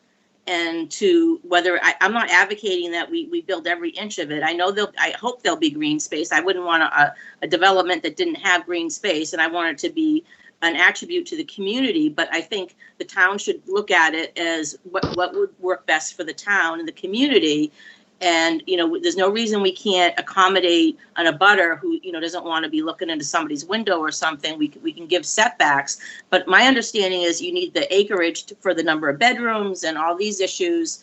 And I think it's not advantageous for the town to set this back. And the other thing about looking at the property and thinking, well, maybe someday we might want to use it later on for some other municipal thing. I can appreciate that, but like I said, we spent the last 2 hours, and not just the last 2 hours, we spent years and years and years dealing with housing, and housing's the issue. I mean, you can't just, always hold back and say, well, we don't know if we want to spend enough money on this, or that might be too good a property. We might want that later on for something. Housing has to be at some point on the front burner. And I think we've got a little bit of consensus we got the FinCom and we've got these other committees here and a lot of folks here on the Board of Selectmen and in the community that have decided that, yeah, housing is an issue. And I think we just need to pull the trigger. Okay, thank you. Thank you, Carolyn. Any other comment? Oh, Jeff, you had your hand up. Thank you, Madam Chair. And we have plenty of time to pull the trigger. I think that the notion is that we're very supportive of considering deep consideration of this property. We'd be out of our minds not to deeply consider the entire property. However, we just want the town staff to come back with their opinion on what they believe the highest and best use of the property might be, with sensitivities to abutters, et cetera. So I am not pouring cold water on this whatsoever by my potential positive vote here. I want to use this property in some way, shape, or form for affordable and attainable housing. Number one. Number two, we hired a consultant, or going to hire a consultant. Do we not put this piece of property underneath that consultant's eyes for a comment and insight? So I want to hear that as well. But I'm going to vote in favor of this motion, but in no way do I want our townspeople or the folks on this call thinking that I'm against using this property for affordable and attainable housing. I'm very much in favor of doing that. I just want to do it with a little bit more time and thought. That's all. But I really think we're out of our minds if we don't use it. It's one of the last pieces of property that we've got, that we own. Thank you, Jeff. Thank you. Peter. Yeah, I'll be quick, and I agree with that wholeheartedly. My only question is that the way the motion was presented, it kind of says that the town give us a specific part of this parcel. I'd rather have it a little broader than that. I'm not sure how they change that, so that they look at the entire parcel, what could be done on it. We have a number of options, and then we can move ahead. Either give it to, put it under the whole realm of out to the public, and then we can. I think it makes sense to look at it completely. That's my only comment. My problem is just with the word deep one parcel. I can support that. I can support that myself. Dean, any Well, when I first spoke, I wasn't intending to offer a motion at that point. I said I could offer a motion, and the chair took that as a motion. So I wrote with it. And I like my motion, and and if you want me to withdraw it, I'll withdraw it, and someone offers another motion. I'm not sure I'm going to vote for a motion that's not restrictive as the one. And I fully support everything that Jeff just said. I think this is a logical parcel to put these kinds of housing units. So anyway, that's where I'm at. Okay, thank you. So you're withdrawing your motion at this time? Or somebody else would like to go ahead. To make Go it, ahead. I can't hear you. I think there are 3 selectmen that support this motion, so if one of those 2 selectmen implores me to withdraw the motion, I'll withdraw it. Okay, so you're standing by the motion. Stand by it, yes. Okay, thank you. Peter. Yeah, say it one more time. I'm sorry. Peter, there's a lot of noise, so if you stay back from your computer, try it that way. It was an airplane going by me. I turned on mute. Oh, thank you. I heard him. I mean, my motion is that the staff, that the Board of Selectmen requests the staff to come back to us with a modified recommendation that includes that portion of the property that they feel is conducive for affordable and attainable housing. And I think Mr. Dykens seconded that. Second that, yes. I did, and I still do. But that's Okay, fine. all right. Yeah, So Peter, No, I was going to say, as long as that doesn't mean that they're going to pick one for us ahead of time. This is Right. the spot. You're Okay. I kind of understand what Peter is saying. Okay. I can. How about now? It's just that as long as it's not the staff coming back just saying this is the parcel you should use. You know, That is my motion. That is my motion. Yeah. Okay, but You want them to come back with, this is the grand scheme for this lot, this whole lot. That's what I think you want. do is look at the lot, and when they come back with, like they normally do, is they're going to take, there's three pieces of, if you just look at what we have, there's three parcels there. You know, they could say there's parcel C, J, and whatever. They should give us an opinion on those parcels and then make a recommendation. That's all. I don't want to, you know, it seems to me that, I know it's easy to say pick this one. No. But I like a little more breadth to what they're looking at. I don't know. Maybe I'm looking at it wrong. Go ahead. Okay, Corey. I thought Jeff. No, we're not starting with a blank piece of paper. There are conceptual designs, multiple for this parcel that have been out, you know, they're in the files. Let's dust them off, look at them, refine them, and bring them forward. It's really that simple. There are conceptual plans that exist. So let's take a good look at them, if they need to be altered a little bit, and come up with the best option for the best amount of units. Corey says it better than I did. That's what I agree with. Okay. All right. Anybody else have their hand raised before we take a vote on this? Anybody else? Remote participants. Anybody want to comment on this? Okay, we're going to take a vote on this. I think in order to move this forward, I'm probably going to end up supporting it, but I'm going to fight for the other properties as well, the other lots as well down the road. All right, go ahead. Peter? Aye. Corey? Aye. Dean? Aye. Jeff? Aye. And I say aye.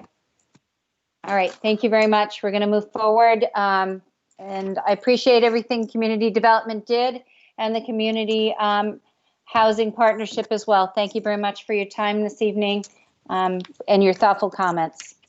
Okay, our next order of discussion, and I start fidgeting with my papers, then I lose my agenda. Hold on. Oh, there it is. We are considering requests, consider application for a new common victualler's license, Dogfish Taco Company, 22 Barnhill Road. Let's see, and I believe, Shauna, you as a licensing agent, you're here, and it's for the Dogfish Taco Company, and the applicant is Peter Higgins. Yes, Mr. Higgins was not available to be on the call tonight, but this is fairly straightforward. It's required by Mass General Law that any establishment that is going to be cooking, preparing, or serving food for strangers and travelers be licensed. Okay, and all his paperwork's in order? Yes. Okay, and Madam Chair, yes, go. I move to approve the application for a common victualer's license by Peter Higgins for Dogfish Taco Company, 22 Barnhill Road, Chatham. And do we have a second on that? Second. Okay, any comments from the board? Any questions or comments from the remote participants? All right, hearing none, we're going to take a vote on this. Selectman Kokolas. Aye. Selectman Metters. Aye. Selectman Nacastro. Aye. Selectman Dykens. Aye. And the chair says aye. All right, it's passed 5-0. All right, Next is consider request to use Veterans Field, Hyannis Sound, July 31st, August 7th, August 14th, and August 21. And this request is coming from whom? Shauna, is this you as well, or Yeah, the or is request. Dan Tobin on the call? No, the request is from Hyannis Sound, their manager, to use it. It was previously supported by Steve West, but I believe he has concerns about some of the logistics. I believe that email was forwarded to you today. Okay. I personally am not in favor of this. We're not having our town band. We are, in an uptick with a cluster of issues in the town, and I think anything that draws crowds is going to be problematic. I don't care what or where. Corey, you have your hand up. Procedural question: do we have anyone the applicant to speak on this? Don't believe anyone's on the call. I don't know if any of the phone numbers are. Is anybody on the? Well, I guess what I'm saying is, if there's no one to speak on this, because there's clearly going to be some questions that are going to be posed. If there's no one to answer the questions, I say we don't move on this period. Thank you, Corey. Jeff. Well, thank you, Madam Chair.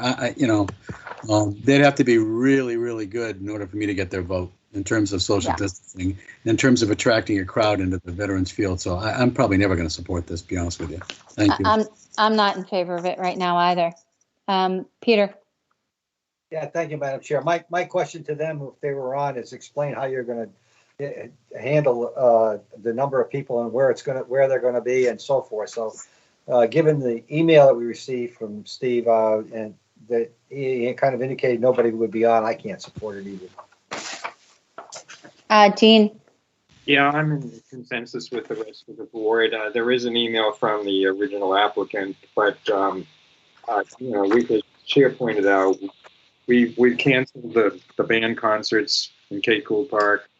I know we had a successful annual town meeting, but that was a major undertaking. And this may very well be a very fine group that they formed, I guess, at St. Christopher's in the past. And I wish them well, but it's a tough summer to be doing this. So I think we should probably not have it. I think the best approach would be no motion, no action, and just leave it at that. Okay. No flavor for a motion then. All right. There's no action on this agenda item. Thank you, Shauna. All right. Our final order of business is reconsider calling special town meeting, and Selectman Metters had requested the board to reconsider its decision not to hold a special town meeting in September. And so I'm going to turn it over to Corey for thoughts and comments. Thank you, Madam Chair. I mean, first of all I'm looking for is consensus tonight whether we should or should not take this action. Setting a date and anything beyond that we can do at a future agenda. Basically, nuts and bolts of this is following our last meeting, Greg Clark, the owner of the property, contacted me to inquire about my comments regarding special town meetings and the process and whatever. And I explained to him, the process, a correction in my email. It's 200 signatures for the special town meeting. I have 100, so just correction for that. But anyway, he was going to follow up with Katie Donovan, and he had some strong interest in pursuing a special town meeting by petition. And he explained to me that by delaying this project to May, it would essentially have to be. It would be very difficult to proceed with this in a manner that really would. Frankly, the project would be put on the back burner for about another 2 years at least. So, we hung up. It was fine. I actually called him back later, and I with the general support of this project that I felt the board expressed at the meeting from various boards and committees that have reviewed this. I guess I'm acknowledging the fact that I believe the applicant would collect the required 200 signatures. And with this current pandemic, I don't know if it's necessary to put citizens at risk to do that. So My thought process is that we have an applicant that has a community-based project, the theater, housing components, etc. We acknowledge that they will probably collect the 200. They would collect the 200 signatures to call a special town meeting. So to avoid the risk of putting people and collecting the signatures, that we just call a special town meeting, and that on a second note, that assuming we were to call a special town meeting via the process of the citizen collecting the required signatures, we would probably put other articles on the agenda anyway that wouldn't have to go through the process of collecting the signatures. So I could support calling a special town meeting that was extremely narrow, a few items at most. I know some of the previous petition articles responded to us saying they really would prefer to have their articles heard in the fall. But I would like to keep it as slim as possible. But I do think this project has community impacts, a community impact that is be very beneficial. And I think the applicant, in fairness, would like to know if the municipal zoning would be supported, because they want to move forward with this project, and timing, I believe, is an issue. I don't know if they're on the call or not tonight. But I'm just throwing it out there. We can certainly stay our course and let them do the legwork of collecting 200 signatures. But I do think under the pandemic, I would be more supportive of just foregoing that and acknowledging that we have the authority to call a special town meeting and do so. So thoughts from my colleagues. Thank you very much, Corey. As much as I appreciate your presentation and your passion towards this, I'm not going to support it. If the proponents want to go forth and gather signatures for a special town meeting, that's fine. But last week or the week before, I voted not to do this out of the safety of the community. And I know that this is an important project and has community value, but so many other things do too. And right now, I think that from my perspective, I'm not going to support calling a special town meeting.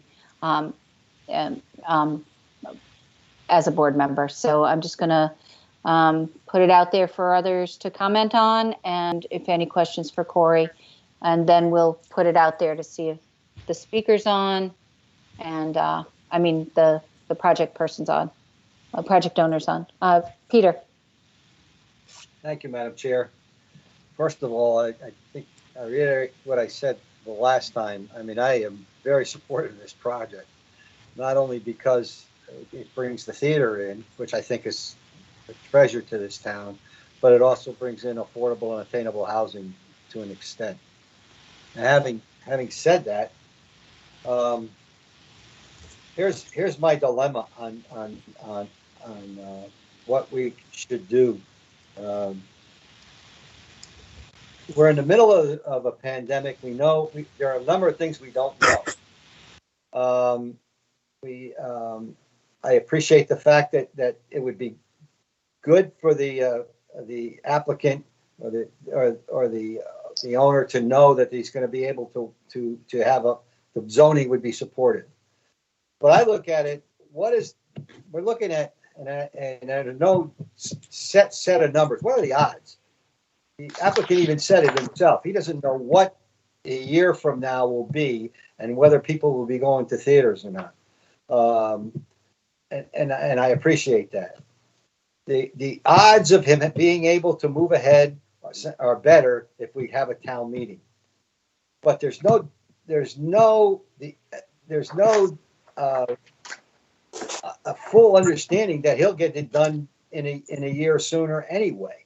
There's so many unknowns there, and what we're going to do is have a very small town meeting to have a couple hundred people come out. If we get a couple hundred people in the middle now of a much more weather-prone time, I don't say we're going to have a storm, but we certainly could. And they have to go out and get the signatures, and I understand that. But we're going to say we're going to put people at risk to come out, for 200 people to come out if they show up, and we did it well once, and we probably will do it well again. But I'm having a tough time justifying the fact that we're going to call a special town meeting for a single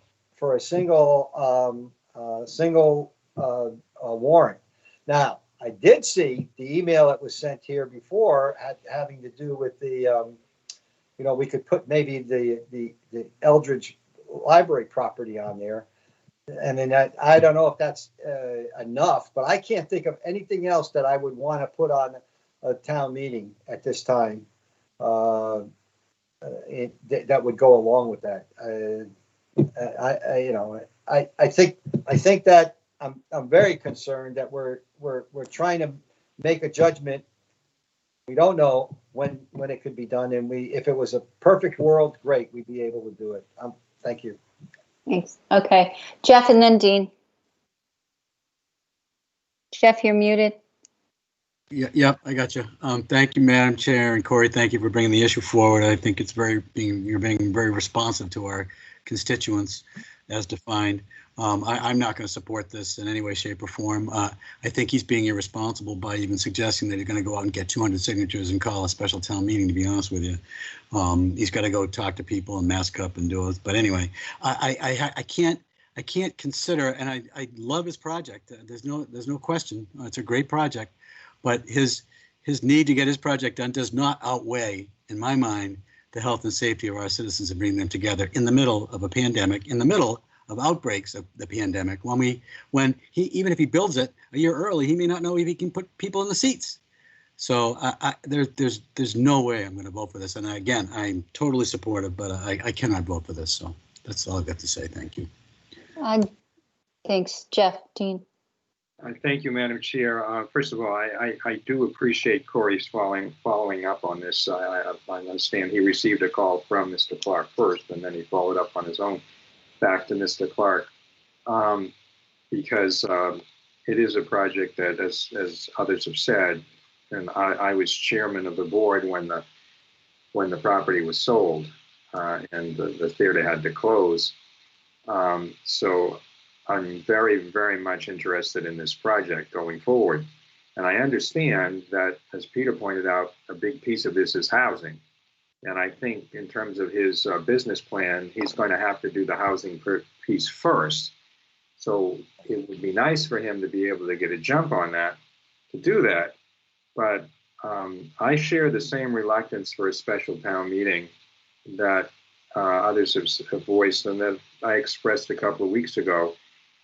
And he does risk, even if he should get the 200 signatures, he does risk the chance that the zoning change, which is what the petition article involves, could go down to defeat because it requires a 2/3 vote.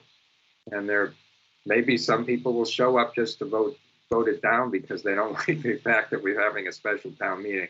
So it's a tough call because it's a very worthy project. I do want to say something about the library. Peter referenced that. I asked that question of Jill about and Shauna about what would be entailed in terms of a bonding authorization and its cost, and a ballot question deadlines, only in anticipation of the possibility that we might go forward with a special town meeting, because I know there would be pressure from the library trustees to try to move that forward now rather than wait till next spring. Because believe me, I hear and feel that pressure every month at the library board. So I was trying to forestall that. But on balance, I don't think it's a good idea to call a special town meeting. I know everything that Corey has said about fairness, because he could go out and get 200 signatures, and some other people will just piggyback with their 10 signatures that they got, last spring or whenever, last spring, this past spring, or even we would have no control over what goes on the warrant.